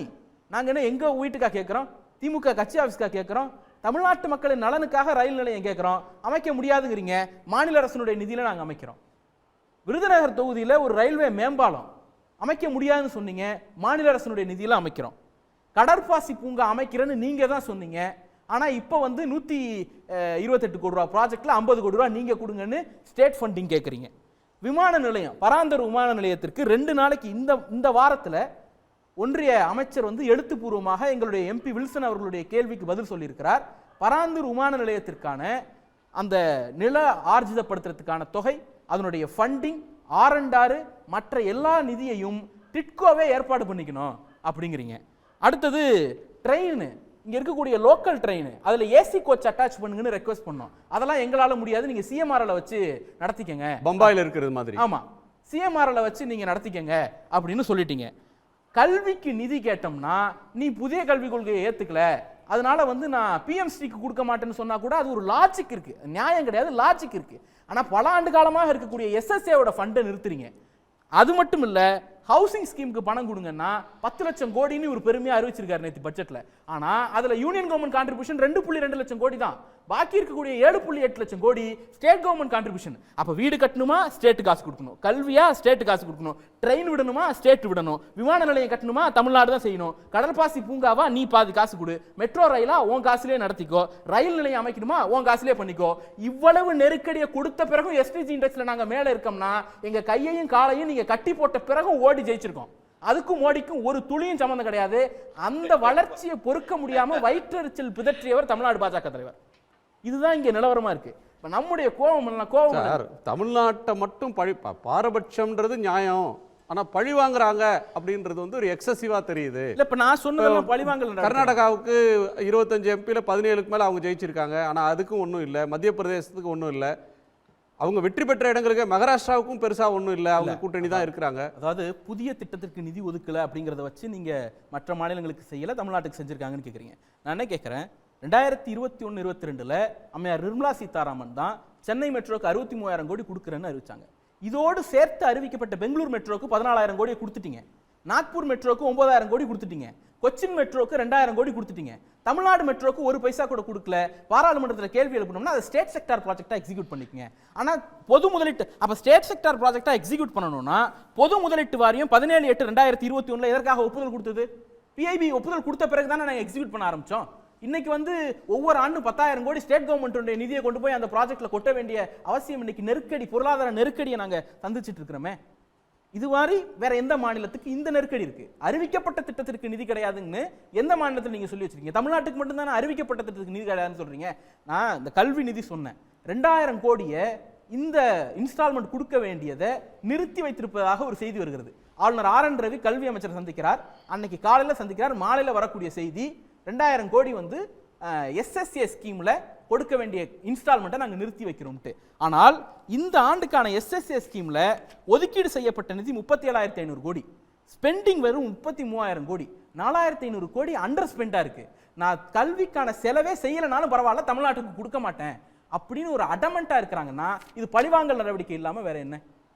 பீகாரை பொறுத்த வரைக்கும் பீகாருக்கு நிதி கொடுக்கறதுல என்ன சிக்கல் வருதுன்னா, நீங்க ஒரு மாநில அரசுடைய பட்ஜெட் எடுத்தோம்னா அதுல 4 முக்கியமான அம்சம் இருக்கு. ஒன்று மாநிலத்தினுடைய சொந்த வரி, மாநிலத்தினுடைய சொந்த வரி அல்லாத வருவாய், ஒன்றிய அரசினுடைய வரி பங்கு, இன்னொன்று வந்து ஒன்றிய அரசினுடைய மானியங்கள். 4 வகை ஷார்ட்டா பிரிச்சோம்னா மாநிலத்தோட பங்கு, ஒன்றியத்தோட பங்கு. இதுல யூபிக்கு ஒன்றியத்தோட பங்கு 55%, மாநிலத்தோட பங்கு 45%. மத்திய பிரதேசுக்கு ஒன்றியத்தோட பங்கு 55%, மாநிலத்தோட பங்கு 45%. தமிழ்நாட்டுக்கு ஒன்றியத்தோட பங்கு வெறும் 24%, மாநிலத்தோட பங்கு 76%. பீகாருக்கு ஒன்றியத்தோட பங்கு மட்டும் 74%, மாநிலத்தோட பங்கு வெறும் 26%. தமிழ்நாட்டையும் பீகாரையும் கம்பேர் பண்ணீங்கன்னா அப்படியே ட்விஸ்டா இருக்கு. அங்க வந்து யூனியன் கவர்மெண்ட் வந்து 76% கொடுக்குறாங்க, இங்க ஸ்டேட் கவர்மெண்ட் 76% கொடுக்குது. அது ஏற்கனவே இருக்கக்கூடிய நிலைமை. அப்படி இருக்கும் பொழுது ஒரே பட்ஜெட்ல 59,000 கோடியை கொண்டு போய் அந்த மாநிலத்தை நீங்க கொட்டுறீங்கன்னா மற்ற மாநிலங்கள்லாம் கையேந்துறதா? இல்ல பின்தங்கிய ஒரு மாநிலத்தை கைதூக்கி விடுறது சமூக நீதி. அது ஏற்கனவே இவ்வளவு ஃபண்ட் கொடுத்துட்டு இருக்கீங்கல்ல, நீங்க ஃபண்டே கொடுக்கல, எல்லாருக்கும் ஈக்குவலா டிஸ்ட்ரிபியூட் பண்றோம் அப்படின்னு ஒரு சிச்சுவேஷன் இருந்துச்சுன்னா நீங்க பீகாருக்கு கூடுதலா நிதி கொடுக்குறீங்க, கூடுதலா திட்டம் கொடுக்குறீங்க அப்படிங்கிறத சமூக நீதி பின்தங்களை தூக்கி விடலாம் அப்படிங்கிறீங்க. நீங்க 1950கள்ல இருந்து இந்த நிலைமை தானே இருக்கு. 1960கள்ல இருந்து வடக்கு வாழ்கிறது தெற்கு தேய்கிறதுங்கிற கோஷம் எதனால வந்துச்சு? நீங்க நார்த்ல ஃபண்டிங்க கொட்டுறீங்க, சவுத்துல கொடுக்கலங்கிறதுனால தானே. நீங்க இந்த பட்ஜெட்ல மட்டும் பாருங்க, 2 கம்பேரிசன். தமிழ்நாடு 2024 ஏப்ரல் மாசம் ஜிஎஸ்டி கலெக்ஷன் 12,200 கோடி ரூபாய், பீகார் 2,000 கோடி ரூபாய், 10,000 கோடி ரூபாய் கூடுதலாக ஒரு ஜிஎஸ்டி இன்ஸ்டால்மெண்ட் நம்ம கொடுக்குறோம் ஒவ்வொரு ஜிஎஸ்டி இன்ஸ்டால்மெண்ட்லையும். ஆனா இந்த பட்ஜெட்ல தமிழ்நாட்டுக்குன்னு சிறப்பு திட்டமா ஒதுக்குனது 0. ஏற்கனவே அறிவிக்கப்பட்ட திட்டத்துக்கே ஒதுக்கல. ஆனால் பீகாருக்கு உங்க ஒதுக்கி இருக்கக்கூடிய திட்டம் ரோடு போடுறதுக்கும் பாலம் கட்டுறதுக்கு மட்டும் 26,000 கோடி, பவர் ப்ராஜெக்ட்டுக்கு 21,400 கோடி, ஃப்ளட் மிட்டிகேஷன் வெள்ளம் வராம தடுக்கிறதுக்கு 11,500 கோடி. இங்க 8 மாவட்டம் வெள்ளத்தால பாதிக்கப்பட்டுச்சு, உயிர் போச்சு, வீடு போச்சு, உடம்பு போச்சு, சொத்து போச்சு அப்படின்னு போய் நிதியை கேட்டோம்னா நீங்க கொடுக்க முடியாதுங்கிறீங்க. சுப்ரீம் கோர்ட் கதவை தட்டின பிறகு 200 கோடி ரூபாய் கொடுக்குறீங்க சார், 200 கோடி ரூபாய் கொடுக்குறீங்க. ஆனா எந்த கோரிக்கையுமே இல்லாம பாதிப்பு வராமல் தடுப்பதற்கு நாங்க 11,500 கோடி கொடுக்குறோங்கிறீங்க. ஆனா அவர் மொத்த பாலத்தையும் கட்டுறாரு, அடுத்த வாரம் அது இடிஞ்சு விடுவது. இதுதான் இவர்களுடைய நிலைமையா இருக்கிறது. இதுல ஆந்திராவுக்கு இவர்கள் குஜராத்துக்கு அலோகேஷன் இருக்கு, பீகாருக்கு அலோகேஷன் இருக்கு. ஆந்திராவுக்கு அந்த 15,000 கோடி இவங்க ஸ்பெஷல் ப்ராஜெக்ட் கொடுத்தது வந்து அலோகேஷன் கிடையாது. நாங்க சர்வதேச நிதியங்கள் வங்கிகளிடமிருந்து அதை வாங்கி கொடுப்போங்கிற கமிட்மெண்ட் தான். போலாவரம் திட்டத்திற்கு நிதி கிடையாது, அதை நாங்க ஏற்று நடத்துவோங்கிற கமிட்மெண்ட் தான். பீகாருக்கு நிதி, ஆந்திராவுக்கு கமிட்மெண்ட். முதலமைச்சர் அதுதான் சொன்னார், பீகாருக்கு கொடுத்திருக்கிற நிதியை கூட இவர்கள் செலவிட மாட்டார்கள், கொடுக்க மாட்டாங்க, அது வெற்று காகித அறிவிப்பா இருக்கும்னு எங்க தலைவர் சொன்னார். அதுதான் நடக்க போகுது. திரு வில்சன், உங்க பார்வை என்ன? அது இப்போ நம்ம வந்து பொதுவாக நம்ம பேசுகிறோம், பட்டு இந்தியா அப்படின்றதே வேற்றுமையில் ஒற்றுமை காண்ற நாடு தான். நீங்கள் மாநிலங்களின் பிரதிநிதிகளின் கூட்டமைப்பு தான் ஆளுங்கட்சி மத்தியில். அதையும் தாண்டி சிந்திச்சோன்னா பாராளுமன்ற உறுப்பினர்கள், பாராளுமன்றத்திலிருந்து தேர்ந்தெடுக்கப்பட்ட பிரதிநிதிகளின் கூட்டமைப்பு தான் மத்தியில் ஆட்சின்றது. அப்போது ஒவ்வொரு பாராளுமன்றத்தையும் கூர்ந்து கவனித்து அதற்கு தேவையானதை செய்வது தான் மத்தியில் இருக்கிற ஆட்சியோட கடமையாக இருக்கும். ஆனால் என்ன அப்படின்னா, இப்போ இந்த வேற்றுமையில் ஒற்றுமையை காண்ற ஒரு சிஸ்டத்தில், டெமோக்ராட்டிக் சிஸ்டத்தில் மத்தியில் வந்து கூட்டாட்சி அமைக்கும் போது சில நிர்பந்தங்கள் இருக்கும். கடந்த காலங்களில் மொரார்ஜி தேசாய் காலத்திலேருந்து நம்ம பார்த்துருக்குறோம். மைனாரிட்டி அரசாங்கத்துக்கிட்ட ஒரு கூட்டாட்சி அமைக்கிறோன்னா அதற்குன்னு சில நிர்பந்தங்கள் இருக்க தான் செய்யும். கூட்டணி ஆட்சி. ஆமாம். இப்போ நரசிம்மராவ் பீரியடில் வந்து மைனாரிட்டி ஆட்சி, ஆனால் கூட்டணி ஆட்சி அமைக்கல அவர். அதே வந்து தேவகவுட ஆட்சினாலும் விபி சிங் ஆட்சினாலும் சரி, அதற்கு பிறகு இப்போ வந்து மன்மோகன் சிங் ஆட்சினாலும் மைனாரிட்டி ஆட்சியில் கூட்டணி ஆட்சி நடக்கும்போது அந்த கூட்டணிக்கு ஆதரவு தெரிவிக்கிற மாநிலங்கள் சில விசேஷ அந்தஸ்துகள் கேட்க தான் செய்வாங்க. அந்த நிர்பந்தங்கள் இருக்க தான் செய்யும். அதுதான் கூட்டாட்சியின் மகிமையே, அதுதான் பலமும், அதுதான் பலவீனமும் அதுதான். ஆனால் செய்யறது எப்படி செய்வாங்கன்னா, மத்தியில் இருக்கிற ஆட்சி ஒரு இலை மறைவு காயாதான் அவர்களுக்கு சில விஷயங்கள் செய்வாங்க. மற்றபடி பொதுவான ஒரு தாயாகத்தான் எல்லா மாநிலங்களுக்கும் இருப்பாங்க. அதுதான் கடந்த காலங்களில் நம்ம பார்த்துருக்குறோம். ஆனால் இந்த ஆட்சியில் ஏன் இந்த பிரச்சனை வந்துச்சுன்னா, மத்தியில் இன்றைக்கு ஒரு பட்ஜெட் நம்ம நிர்மலா சீதாராமன் அவர்கள் 7வது முறையாக தாக்கல் பண்ணுறாங்க. 6 முறை தாக்கல் பண்ணியிருக்காங்க. மொரார்ஜி தேசாய் போல் அதை பீட் பண்ணியிருக்காங்க. நம்ம பெருமைப்படுறோம். நம்ம வந்து தமிழில் அவங்க திருக்குறள் சொல்லலை, அதை விட்டுருவோம். தமிழில் வந்து அவங்க எதுவும் பேசலை அப்படின்னா, தமிழ்நாட்டின் பெயரை சொல்லாததால் தமிழ்நாடு புறக்கணிக்கப்பட்டதானா அது பெரிய விஷயம் கிடையாது. தமிழ்நாட்டின் பெயரை சொல்லாததால் தமிழ்நாட்டுக்கு திட்டங்கள் வரலையானா அப்படி கிடையாது. ஏனென்றால் நீங்கள் சொன்ன மாதிரி பொதுவான திட்டங்கள் எல்லாருக்கும் வரும். எப்படி புல்லுக்கு இறைத்த நீர் வாய்க்காய் வடியோடி புல்லுக்கும் அங்கே பொசியும், நெல்லுக்கு இறைத்த நீர், அது போல் புல்லுக்கும் வந்துடும், தமிழ்நாட்டுக்கும் வந்துடும். ஆனால் என்ன அப்படின்னா, இவங்க செய்ததில் என்னென்னா, எதற்காக நம்ம பீகார் ஆந்திராவை மட்டும் சொல்கிறோன்னா, இவங்களுடைய நிதிநிலை அறிக்கையில் மூச்சுக்கு 300 தடவையும் பீகாரையும் ஆந்திராவையும் எதற்கு குறிப்பிடுறாங்க அப்படின்றது தான் ஒரு நெருடல். தமிழ்நாட்டிற்கு கொடுக்க வேண்டிய எந்த சிறப்பு திட்டங்கள் நீங்கள் கொடுக்கலனா கூட பரவாயில்ல, அத்தியாவசிய தேவைப்படுகிற திட்டங்களை ஏன் கொடுக்கல அப்படின்றது தான் நம்ம கேள்வி. இப்போ 2018 திட்டம் போட்டாங்க எய்ம்ஸுக்கு, 2019 வந்து அடிக்கல் நாட்டினார் மோடி அவர்களே. அதற்கு பிறகு 1642 கோடி ஊழிய அந்த திட்டத்திற்கு ஜமைக்கா நிறுவனம் சொன்னீங்க. கொரோனா காலத்தில் அவங்க கொடுக்கல. 82% தான் அந்த நிறுவனம், மீதி 18% மத்திய அரசின் பங்கு. மத்திய அரசு அந்த 18% 5 வருஷத்துக்கு முன்னாடியே கொடுத்துருக்கணுமா இல்லையா? இன்றைக்கு வரைக்கும் அதை கொடுக்காம நிலம் கொடுக்கலன்னாங்க. நம்முடைய சுகாதாரத்துறை அமைச்சர் மா சுப்பிரமணியமே சொல்லிட்டாரு, நிலம் 442 ஏக்கரை என்றைக்கோ கொடுத்தாகி விட்டது, முடிந்து விட்டது அது. அதற்கு பிறகு இந்த தேர்தல் அப்போ காம்பவுண்ட் சுவரை மட்டும் கட்டினீங்களே, அதற்கு பிறகு அதை அப்படியே விட்டுட்டீங்களே. ஏன் 2022 சிவகங்கையில் வந்து பேசும்பொழுதே நம்முடைய ஜேபி நட்டா அவர்கள் என்ன சொன்னதுன்னா, 95% வேலை பணி முடிஞ்சிருச்சாங்க, 750 படுக்கைகள் அங்கே கட்டி விட்டோம் நாங்கள், அதே போல் 100 சீட் இல்லாமல் 250 மருத்துவ மாணவர்களுக்கு இடம் கொடுக்குறோம், கூடிய சீக்கிரம் மோடி வந்து திறந்து வைப்பார்னு சொன்னீங்க. சொல்லி என்ன ஆச்சு இன்னைக்கு வரைக்கும்? அந்த வாக்குறுதி இன்றைக்கு வரைக்கும் நிறைவேற்றப்படலையே. அப்போ இந்த பட்ஜெட்லையும் அதை குறித்து இல்லை. அதே மாதிரி நீங்கள் சொன்ன மாதிரி இப்போ மெட்ரோ திட்டத்திற்கு 65,000 கோடி. இது மட்டும் இல்லாமல் நம்ம முதலமைச்சர் என்ன சொன்னார்னா, கோவைக்கு மதுரைக்கு அங்கெல்லாம் மெட்ரோ திட்டத்திற்கு தேவை எங்களுக்குனார். அந்த திட்டத்தை பற்றியே எதுவுமே பேசலையே. இப்போ இதெல்லாம் ஒரு கேள்விக்குறியாக இருக்குமா? நம்ம தமிழ்நாட்டை பொறுத்த வரைக்கும் இதை போல விஷயங்களை வந்து ரொம்ப முக்கியமாக நம்ம பார்க்குறோம். அப்போ நம்ம தமிழ்நாட்டை புறக்கணிக்கிறீர்கள் அப்படின்னா அது வேணும்னு நம்ம சொல்லலை. நீங்கள் கவனக்குறைவாக இருக்கிறீங்களா இல்லை என்னன்னா இப்போ லீஸ்ட்டு ஓட்டர்ஸ் யார் லீஸ்ட்டாக ஓட்டு போட்டுறீங்களோ அவங்கள லாஸ்ட்டாக வச்சிருக்கிறீங்களா? இப்போ இந்த எண்ணெல்லாம் ஓட்டு போட்டதை வந்து ஒரு ப்ரையாரிட்டியான்னு கேட்குறீங்க. அந்த ப்ரையாரிட்டியில் வந்து நம்ம கடைசி கட்டத்தில் போயிட்டோமா அப்படின்றதா? இப்போ தம்பி கூட சொன்ன மத்திய பிரதேசத்துக்கே ஒன்றும் செய்யலன்றாங்களே. இல்ல அது 100% போட்டவங்களுக்கே செய்யல, நாங்க அப்படி பார்க்கல, தேவையின் அடிப்படையில் தான் அந்த முடிவுன்றாரு புரட்சி கவிதாசன். ஓட்டிங் பேட்டர்னுடைய பிரையாரிட்டிஸ்ல நீங்க பிரெஃபரன்ஸ் கொடுக்குறீங்களா அப்படின்ற ஒரு நேரம். இப்போ நம்ம தம்பி சூர்யா கூட சொன்னாரு, இப்போ நிதி கமிஷன் பிரகாரம் வந்து 42% வந்து மாநிலங்களுக்கு பிரித்து கொடுக்கணும் மத்திய அரசு பங்க, 41% 1% காஷ்மீருக்காக கொடுக்கணும் அப்படின்றது. அந்த 41%ல கூட வந்து சில நாம்ஸ் இருக்கு, அது பிரகாரம் பிரித்து கொடுக்கணும். நீங்க வந்து பீகாருக்கோ உத்தரப்பிரதேசத்துக்கோ அதிகமாக கொடுக்குறீங்க. நம்ம கொடுக்குறதுல மகாராஷ்டிராவுக்கு அடுத்த நிலைமையில நம்ம தான் ரெவன்யூ கொடுக்குறோம், ஜிஎஸ்டி ரெவன்யூ. ஆனால் நீங்கள் அதிகமாக கொடுக்குறீங்க, தவறு கிடையாது. இப்போ நீங்கள் சொன்ன மாதிரி சவலை பிள்ளைக்கு நம்ம கொடுக்கணுமா, பிற்பட்ட பின்தங்கி இருக்கிறவங்க நம்ம கொடுக்கணுமா? கண்டிப்பாக கொடுக்கணும். ஏன்னா இந்தியா கூட்டாட்சி தத்துவம், அதில் நம்ம குறையே சொல்ல கொடுக்கணும். எவ்வளவு காலத்திற்கு கொடுக்குறது? நீங்கள் 10 வருஷம் இப்போ ஆட்சியில் இருக்கிறீங்க, இன்னும் 5 வருஷம் இருக்க போறீங்க. எவ்வளவு காலத்துக்கு நாங்கள் பீகாருக்கோ உத்தரப்பிரதேசத்துக்கோ நாங்கள் உழைத்து ரத்தம் சிந்தி சம்பாதித்த படத்தெல்லாம் எவ்வளவு காலத்துக்கு அவங்களுக்கு கொடுக்கறது? அவங்க வளர்ச்சி அடையல எவ்வளவு காலம் சொல்லிட்டு இருப்பீங்க? அப்போ அதுக்கு சில நாம்ஸ் வைக்கணுமா இல்லையா, சில கண்டிஷன்ஸ் வைக்கணுமா இல்லையா? இவர்கள் காலத்திற்கு நம்ம கொடுக்க முடியும், அதற்கு மேல நாங்கள் கொடுக்க முடியாது. நீங்க வளர்ச்சி அடைய ஒரு தேசிய பாரம்பரியத்தில் வளர்ந்த நீங்க இப்படி பேசுறது எனக்கு ஆச்சரியமா இருக்கு. இல்ல அதுதான் நீண்ட கால காங்கிரஸ்காரர் நீங்க. இல்ல எதுக்குமே ஒரு லிமிடேஷன்ஸ் இருக்கணும். நம்ம சுதந்திர இந்தியாவில் நம்ம சொல்றோம், நம்ம அவங்க வளர்ச்சி அடையலன்றோம். நம்மளை பொறுத்த வரைக்கும் இந்த பக்கம் வளர்ச்சி அடைந்த மாநிலங்களா தென் மாநிலங்கள் இருக்குது. எவ்வளவு காலத்திற்கு இதை கொடுத்துட்டு இருக்கணும்? ஒரு கட்டத்தில் வெறுப்பாயிருமா இல்லையா? அதை தான் நம்ம சொல்ல, நம்ம கொடுக்க வேண்டாம் சொல்ல. நம்ம கூட்டாட்சி கொடுக்கிறதுக்கு நிபந்தனை இருக்கா, கொடுக்கிறது கால வரம்பு இருக்கா அப்படின்னு கேக்குறீங்க. கால வரம்பு இருக்கணும் இல்லையா? பீகாருக்கு வீடு கட்டுறதும் ரோடு போடுறதும் கரண்ட் கொடுக்கறதும் பீகாருக்கு தேவைன்னா, வளர்ந்த நகரங்களா இருக்கக்கூடிய வளரும் நகரங்களா இருக்கக்கூடிய நகர்ப்புற மாநிலத்துக்கு அதனுடைய தேவையும் நெருக்கடியும் வேற. நம்மளுடைய கட்டமைப்பு நமக்கு ரொம்ப தேவைப்படுது இல்ல. ஒரு இடைவேளை பிறகு பேசலாம் சார். பட்ஜெட்ல தமிழ்நாடு அப்படின்றது இடம் பெறணும்னா இங்க 25 தொகுதியிலேயாவது பாஜக கூட்டணியை வெற்றி பெற செய்ய வச்சிருக்கணும் இல்லையா அப்படின்னு திரு அன்புமணி, பாமகவினுடைய தலைவர் டாக்டர் அன்புமணி சொல்லியிருக்கிறாரு. அது என்ன பார்வைன்னு கேட்டிருக்கிறோம். தவறான அரசியல் பார்வையா, ஆதங்கத்தை வெளிப்படுத்துகிறாரா, பிஜேபிகிட்ட கேட்க முடியாததுனால இப்படி சொல்கிறாரா, கூட்டணி தர்மத்துக்காக பேசுகிறாரான்னு கேட்டிருக்கிறோம்.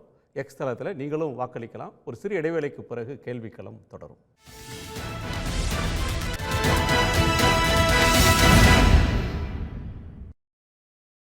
பட்ஜெட்டில் தமிழ்நாடு அப்படின்ற சொல்லே இடம்பெறலைன்ற ஆதங்கம் வெளிப்பட்ட நேரத்தில் 25 எம்பிக்களையாவது எங்களை ஜெயிக்க வச்சுருந்தா தானே அதெல்லாம் இடம்பெறும், இப்படி கேட்குறவங்க ஜெயிக்க வச்சிருக்கணும் அப்படின்னு பாமக தலைவர் டாக்டர் அன்புமணி கூறியிருப்பது தொடர்பான கேள்வியை கேட்டிருந்தோம். அது ஒரு தவறான அரசியல் பார்வை என்று 48% பேரும், ஆதங்கத்தை வெளிப்படுத்துகிறார் என்று 17% பேரும், பாஜகவிடம் கேட்க இயலாததால் இப்படி சொல்கிறார் என்று 23% பேரும், கூட்டணி தர்மத்துக்காக அப்படி பேசுகிறார் என்று 12% பேரும் கருத்து தெரிவிச்சிருக்காங்க. அந்த நேயர்களுக்கு நன்றி. நிறைவு பார்வை திரு ஆலூர் ஷானவாஸ்.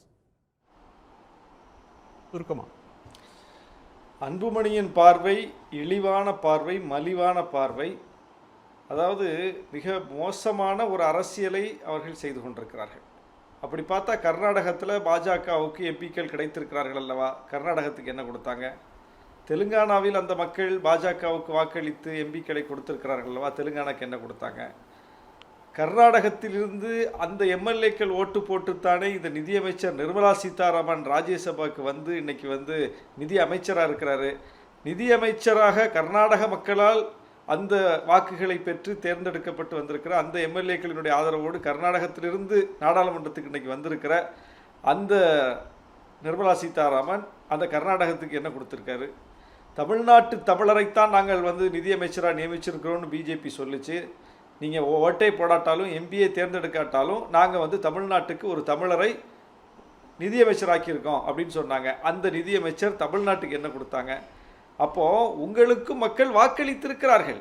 வெற்றி பெறவில்லை என்றாலும் கூட உங்களுக்கு மக்கள் வாக்களித்திருக்கிறார்களா இல்லையா? அந்த மக்களுக்கு நீங்கள் என்ன கொடுக்க போகிறீர்கள்? அதுதான் கேள்வி. அப்போ ஒட்டுமொத்த மக்களையும் வஞ்சித்திருக்கிறீர்கள், ஒட்டுமொத்த தமிழ்நாட்டையும் வஞ்சித்திருக்கிறீர்கள். வாக்களிக்கிறார்களா வாக்களிக்கவில்லையா என்று பார்த்து தான் ஒரு அரசு திட்டத்தை ஒதுக்குமா? இப்படி எந்த அரசும் சொன்னதில்லை. நம்முடைய முதலமைச்சர் என்ன சொன்னார்? வாக்களித்தவர்களுக்கும் வாக்களிக்காதவர்களுக்கும் சேர்த்து இந்த ஆட்சின்னு சொன்னார். அதுதான் ஒரு நல்லாட்சிக்கான அழகு. ஆனால் நாங்கள் வாக்களிக்கலை, எங்களுக்கு நீங்கள் வாக்களிக்கலை, அதனால உங்களுக்கு ஒன்று தரமாட்டோம் அப்படின்னு சொல்கிறது எவ்வளவு அப்பட்டமான மலிவான அரசியல். அப்போ அந்த அளவுக்கு பிஜேபி வெளிப்படையாக செயல்படுது. அதுக்கு கேள்வி கேட்க துப்பு இல்லாமல் இவங்கெல்லாம் வக்காலத்து வாங்கிட்டு இருக்காங்க. அதையே ஒரு காரணமாக சொல்லக்கூடிய, நீங்கள்லாம் ஓட்டு போடலை, எம்பியை எங்களை ஜெயிக்க வைக்கல, அதனால தமிழ்நாட்டுக்கு எதுவும் தரமாட்டோம்னு சொல்கிறதுக்கு ஒரு ஆணவம் வேணும். அந்த ஆணவத்தினுடைய வெளிப்பாடு இதெல்லாம். நன்றி.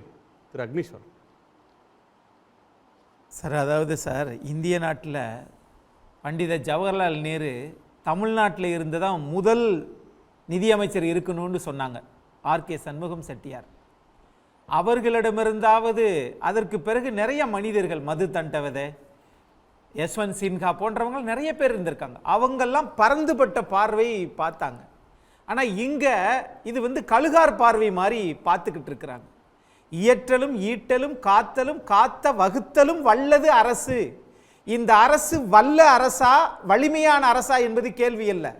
ஆனால் ஒரு சாதாரண மனிதருக்கு 100 நாள் வேலைக்கு போறவர்களுக்கு அவர்களுக்கு பயனுடைய அரசான்னு கேட்டால், தங்கத்தினுடைய சுங்கவரி கட்டணத்தை 15 விழுக்காடிலிருந்து 6 விழுக்காடாக மாற்ற தெரிந்த நீங்கள் உரத்தை பற்றி கண்டுக்கிறலையே. இதுதான் உங்களுடைய நோக்கம். இன்னொரு விஷயம், உங்களுடைய பார்வைப்படியே பார்த்தா தமிழ்நாட்டுக்கு எந்த திட்டமுமே எந்த புதியதுமே செய்யலைன்றது ஒரு புறம் சார்.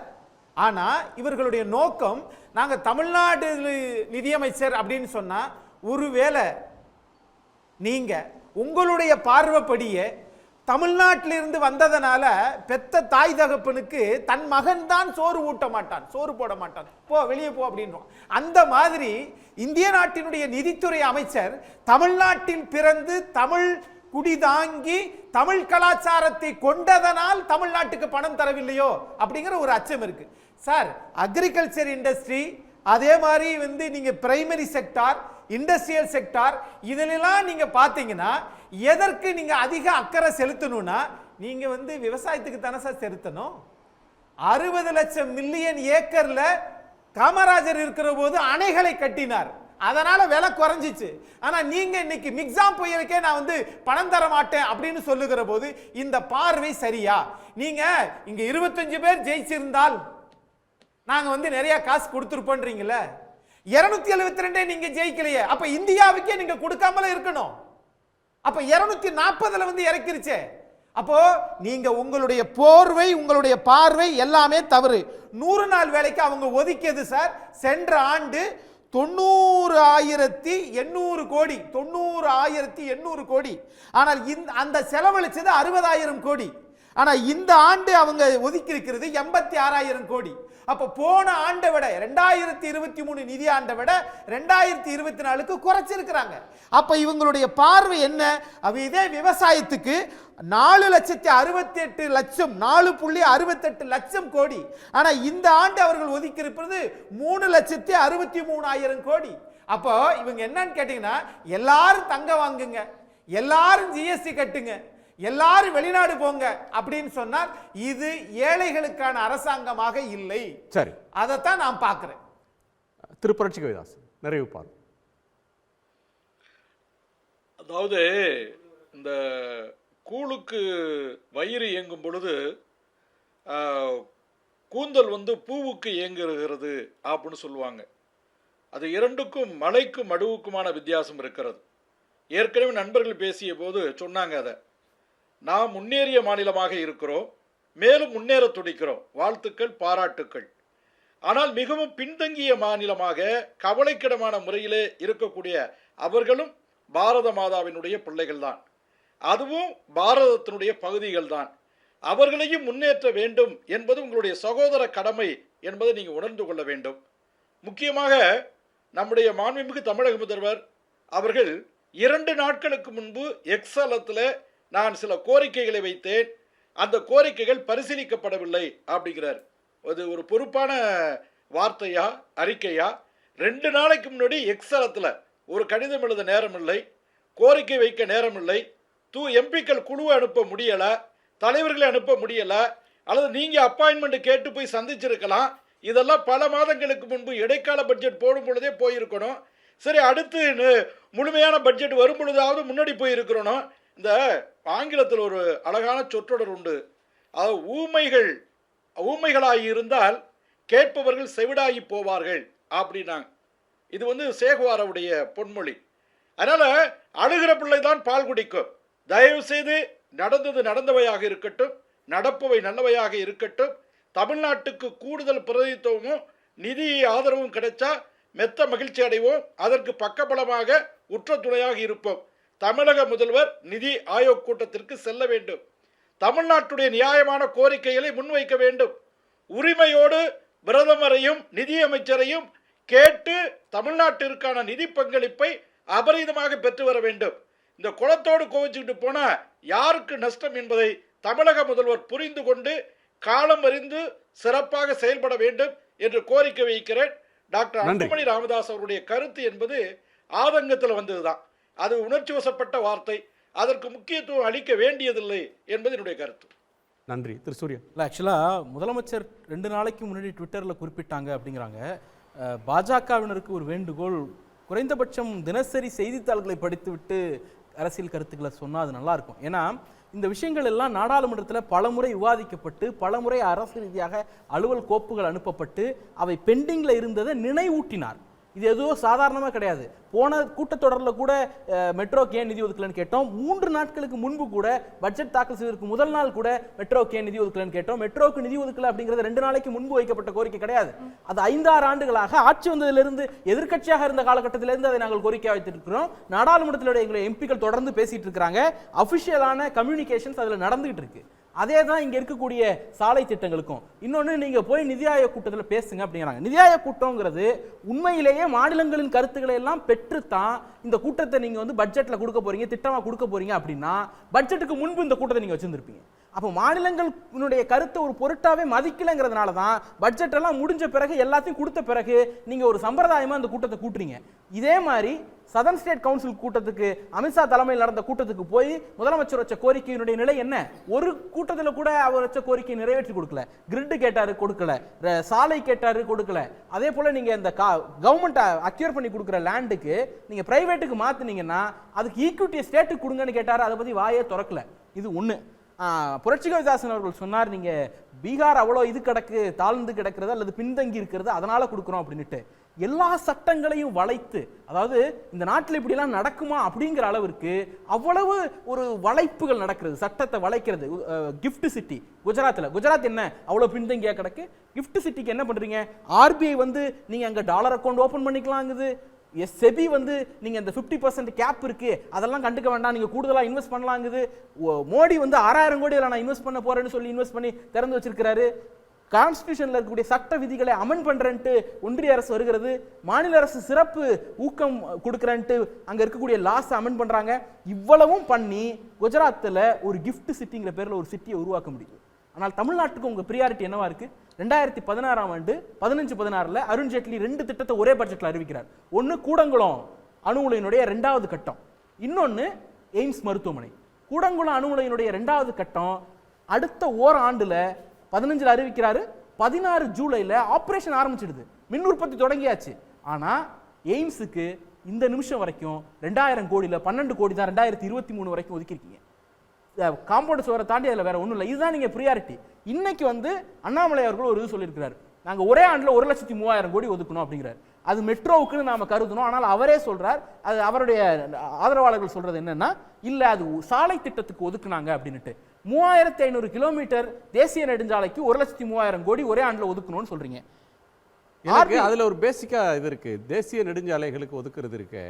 அது வந்து பிபிபி தனியார்கிட்ட வந்து ஏலம் கொடுத்துட்றாங்க. தனியார் அவங்க காசுல போட்டு அவங்க சுங்கம் வசூலிச்சுக்கிறாங்க. 30 வருஷத்தோட சுங்கம் முடியுதுன்னா இன்னொரு 10 வருஷம் எக்ஸ்டெண்ட் பண்றாங்க.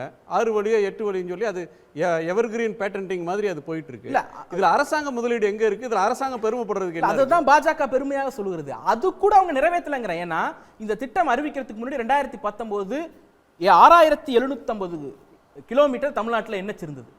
அடுத்து 2021 அந்த திட்டம் அறிவிக்கப்பட்ட ஆண்டுல 6850 கிலோமீட்டர் இருந்தது. இன்னைக்கு 2023 அது 7000 கிலோமீட்டரா மாறி இருக்கு. வெறும் 150 கிலோமீட்டர் தான் மாறி இருக்கு. இவங்க அறிவிச்சது 3500 கிலோமீட்டர் நெடுஞ்சாலை கொடுக்குறேன்ட்டு. அப்ப எய்ம்ஸ் செங்கல் எப்படி கிடக்கோ, மெட்ரோக்கான நிதி அலோகேஷன் எப்படி பேப்பர்ல கிடக்கோ, அதே மாதிரி தான் இதுவும் வெறும் பேப்பர்ல கிடக்கு. நன்றி. திரு மாதவ நாராயண், ஃபைனல் தாட்ஸ். நான் சொல்ல விரும்புது, அன்புமணியை பொறுத்த வரைக்கும் அவர் வந்து ஒரு மாதிரி கூழுக்கும் ஆசை மீசைக்கும் ஆசை. அவரோட வெகு நாள் ஆசை முதல்வராகிறது, நீண்ட நாள் திட்டம் எந்த பக்கம் சாயிருதுன்னு அவர் யோசிப்பார். அதை பற்றி அதிகம் பேச தேவையில்லை. ஏன்னா அது ஒரு கூட்டணி ரம்மி சீட்டில் அவர் ஒரு கார்டு அவர் வேணுங்கிறபடி சேர்ந்துப்பார். அதை பற்றி சொல்ல வேண்டாம். ஆனால் அதில் வந்து தமிழ்நாட்டை அவர் ஒரு அளவுக்கு இது நிர்வாக அரசியலா அல்லது ஏலச்சீட்டான்னு ஒரு கேள்வி எழுதுகிற மாதிரி அவர் நடந்துக்கிறாருங்கிறது என்னோட கருத்து. ஆனால் மற்ற புள்ளிவிவரங்கள்லாம் கேட்டேன், ரொம்ப ஒரு கரெக்டான விஷயமாக தான் தோணுது. குறிப்பாக தேசிய நெடுஞ்சாலை அல்லது எய்ம்ஸ், மதுரை எய்ம்ஸ் இதெல்லாம் பார்த்திங்கன்னா ஒரு விதமாக பாரபட்சம் இருக்கிற மாதிரி தான் தெரியுது.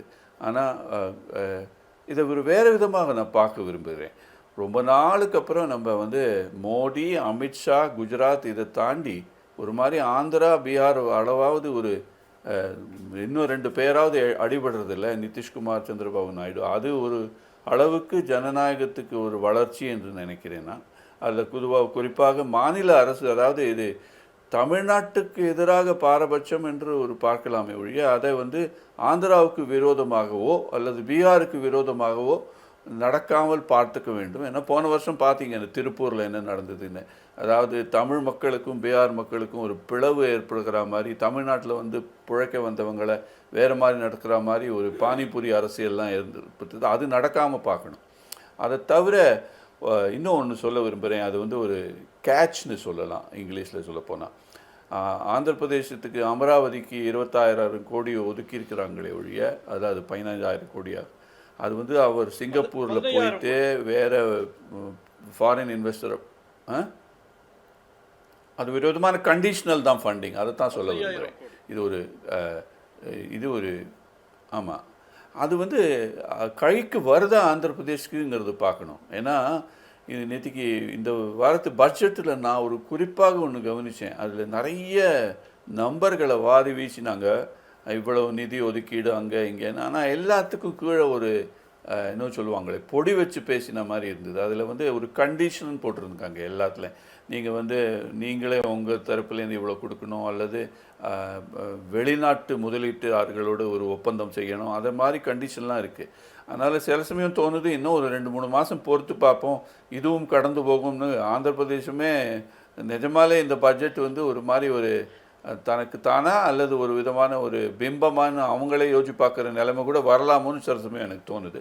ஆனால் இப்போ அரசியல் ரீதியாக பார்த்தீங்கன்னா பார்லிமெண்ட் கமிட்டி, இப்போ கன்சல்டேட்டிவ் கமிட்டிலேயோ அல்லது பத்திரிகையாளருங்கிற முறையில் ஆர்டிஐ மூலமாகவோ நம்ம தெரிந்து கொண்டு இதை வந்து பாரபட்சமாக அல்லது வெறும் கொஞ்சம் அரசியல் நிர்பந்தம் சார்ந்த சாய்வா என்று பார்த்துக்க வேண்டும். குறிப்பாக இது வந்து ஒரு தமிழ்நாட்டை ரொம்பவே புறக்கணிச்சுட்டாங்க வச்சுக்கோங்களேன். இது ஒரு ஏலச்சீட்டு மாதிரி அரசியலை நடத்திங்கன்னா அவங்களுக்கே அது வந்து ஒரு நல்லதில்லை, திரு மோடி அவர்களுக்கே.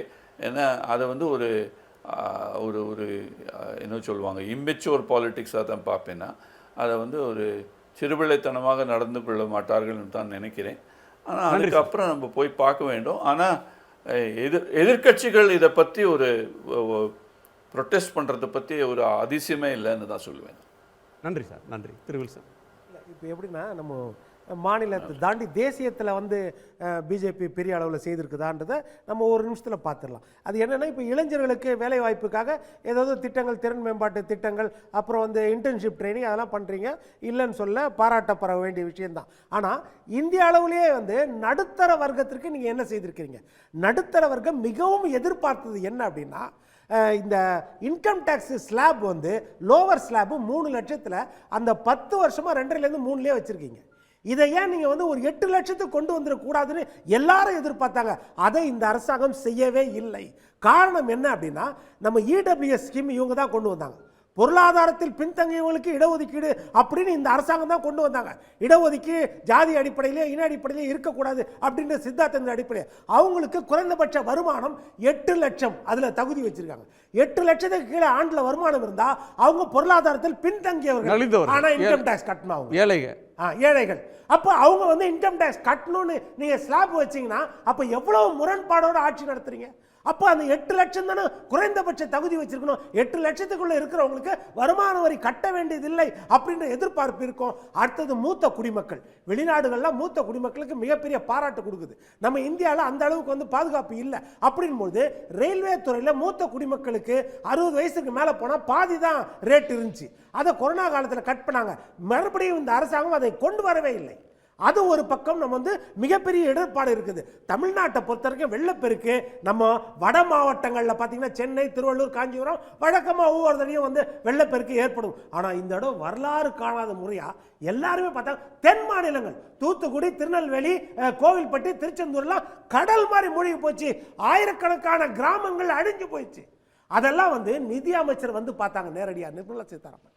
நம்ம நிதி அமைச்சரும் பார்த்தாங்க. நம்ம ஐயா சொன்னார், ட்விட்டரில் போட்டிருக்காரு முதலமைச்சர்னு. அதை தாண்டி இதை சொல்கிறேன், நிதி அமைச்சர் பார்த்தாங்க. உள்துறை அமைச்சர் ராஜ்நாத் சிங் அவரும் வந்து பார்த்தாரு. 2 குழுக்கள், மத்திய குழுக்கள் வந்து ஆராய்ச்சி பண்ணாங்க. ஆராய்ச்சி பண்ண பிறகு ஒன்றுமே அதை பற்றி சொல்லனா நம்ம கேட்க தானே செய்வோம். அது நியாயமா இல்லையா மத்திய அரசாங்கத்தை? அதைத்தான் நம்ம தமிழ்நாடு கேட்குது, வேற எதுவும் கேட்கல. நீங்க வந்து ஆராய்ச்சி பண்ணீங்க, நீங்க வந்து பார்த்தீங்க, உங்க முடிவை சொல்லுங்க. நீங்க பைசாவே கொடுக்க வேணாம். இப்போ நீதிமன்றத்தில் வழக்கு தொடுத்து 200 கோடி வாங்கணும், நீங்க பைசாவே கொடுக்க வேணாம். ஆனா ஒரு வெள்ளை அறிக்கை கொடுங்க. நாங்க 2 முறை வந்து ஆராய்ச்சி பண்ணோம் தமிழ்நாட்டில், ஆனா தமிழ்நாட்டு அரசாங்கத்திற்கு திறன் இருக்குது, இதை அவங்களே மேம்படுத்திக்கோங்க. அவங்க கேட்ட 37,000 கோடி வந்து அவசியம் இல்லை, ஒரு வெள்ளை அறிக்கை கொடுங்க, நாங்க ஏத்துக்கிறோம். மற்றபடி பாராமுகமா இருந்தா என்ன அர்த்தம்? அதைத்தான் நம்ம கேட்கிறோம். மற்ற மாநிலங்களுக்கு கொடுக்கும் வேணான்னு சொல்ல, எங்க பேரை சொல்லல, பேரை நீங்கள் மறந்தால் பரவாயில்லை, ஆனால் தமிழ்நாட்டுக்கு சோறை மறந்துட்டீங்களே, அதைத்தான் நாங்க கேட்கிறோம். பேர் முக்கியம் இல்லை, சோறு முக்கியன்றீங்க திரு அக்னி. சார், கல்வியில் பொருளாதாரத்தில் பின்தங்கியவர்களுக்கு உதவி செய்வது தான் ஒரு அரசாங்கத்தினுடைய கடமை. ஆனால் இங்கே என்ன நடக்குதுன்னா, 100க்கு 52 பேர் உயர்நிலைக்கு போயிட்டாங்க, எல்லாரும் படிச்சிருக்கிறாங்க, எல்லாரும் கேள்வி கேட்குறாங்க, எதிர்த்து பேசுகிறாங்க. நம்ம வந்து 8-9 முறை ரோட் ஷோ போனோம், நம்மளையே மதிக்கலை, அப்போ இவங்களுக்கு எதுக்கு காசு கொடுக்கு? இது வந்து அப்படின்னா இங்கே வந்து ஜிஎஸ்டி குறைச்சி வாங்குங்க, அதை செய்யுங்க, அதை செய்ய மாட்டேங்கிறீங்க. ஆக உங்களுடைய இயலாமையை காட்டுவதற்கு பொருளாதாரத்தில் பணத்தை நீங்கள் தடுத்து நிறுத்துவது அப்படிங்கிறது அது ஏற்புக்கூடியதா இல்லை. நீங்க சமமா பாருங்க, ஆனா உங்களுக்கு சமமா பார்க்க தெரியாது. அப்படி சமமா பார்க்க தெரியாததுனால தான் தேர்தலில் ரோடா போய் எல்லா இடைத்தேர்தலையும் எல்லா பாராளுமன்ற தேர்தலையும் 2 மாநில ஆளுநராக இருந்தவரை கொண்டு வந்து நாடாளுமன்ற தேர்தலில் நீங்க நிக்க வச்சு வேட்பாளராக்குனீங்க. ஆனால் அவர்களை நீங்கள் நிதியமைச்சராக ஆக்க விரும்பவில்லை. பணமே இல்லை என்று சொன்னார்கள். பணமே இல்லை அப்படின்னா அவர்களுக்கு மனமே இல்லை தமிழ்நாட்டுக்கு நிதி ஒதுக்க. இது உலகமே பார்த்துக்கிட்டு இருக்குது.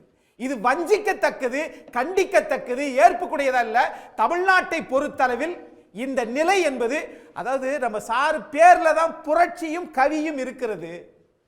ஆனால் பணத்தில் ஒதுக்குவதற்கு நீங்க புரட்சி கவிதாசன் டெல்லியில சொல்லி, அப்பா நம்ம ரொம்ப ஒதுங்கி போக ரொம்ப வெறுப்பு வரும், பணத்தை ஒதுக்குங்க அப்படின்னு நீங்க அங்க சொன்னீங்கன்னா தமிழ்நாட்டோட உணர்வை தமிழ்நாட்டு பிஜேபி வெளிப்படுத்தணும் சொல்லணும். திரு அண்ணாமலை சொல்ல மாட்டார், அவருடைய வாய் வேற, அவர் பிரதமர் கனவில் இருக்கிறார், தமிழ்நாட்டுடைய முதலமைச்சர் கனவில் இருக்கிறார், அது எங்களுக்கு தேவையில்லை. ஆனால் இன்றைக்கு நீங்கள் செய்ய வேண்டியது புரட்சி கவிதாசன் சார் சொன்னது மாதிரி சொன்னார் இல்லையா, அது உண்மையான கூந்தல், அந்த கூந்தலில் மலர் இருந்தால். மத்திய அரசாங்கத்தின் கூந்தல் என்பது அது கவரிங் கூந்தல், அது வைத்திருப்பது காகிதப்பூ. அதனாலதான் தமிழ்நாட்டில் எதிர்க்கட்சி தலைவரும் பணம் ஒதுக்கலான்னு கேட்கிறாரு, முதலமைச்சரும் பணம் கொடுக்கலான்னு கேட்கிறாரு.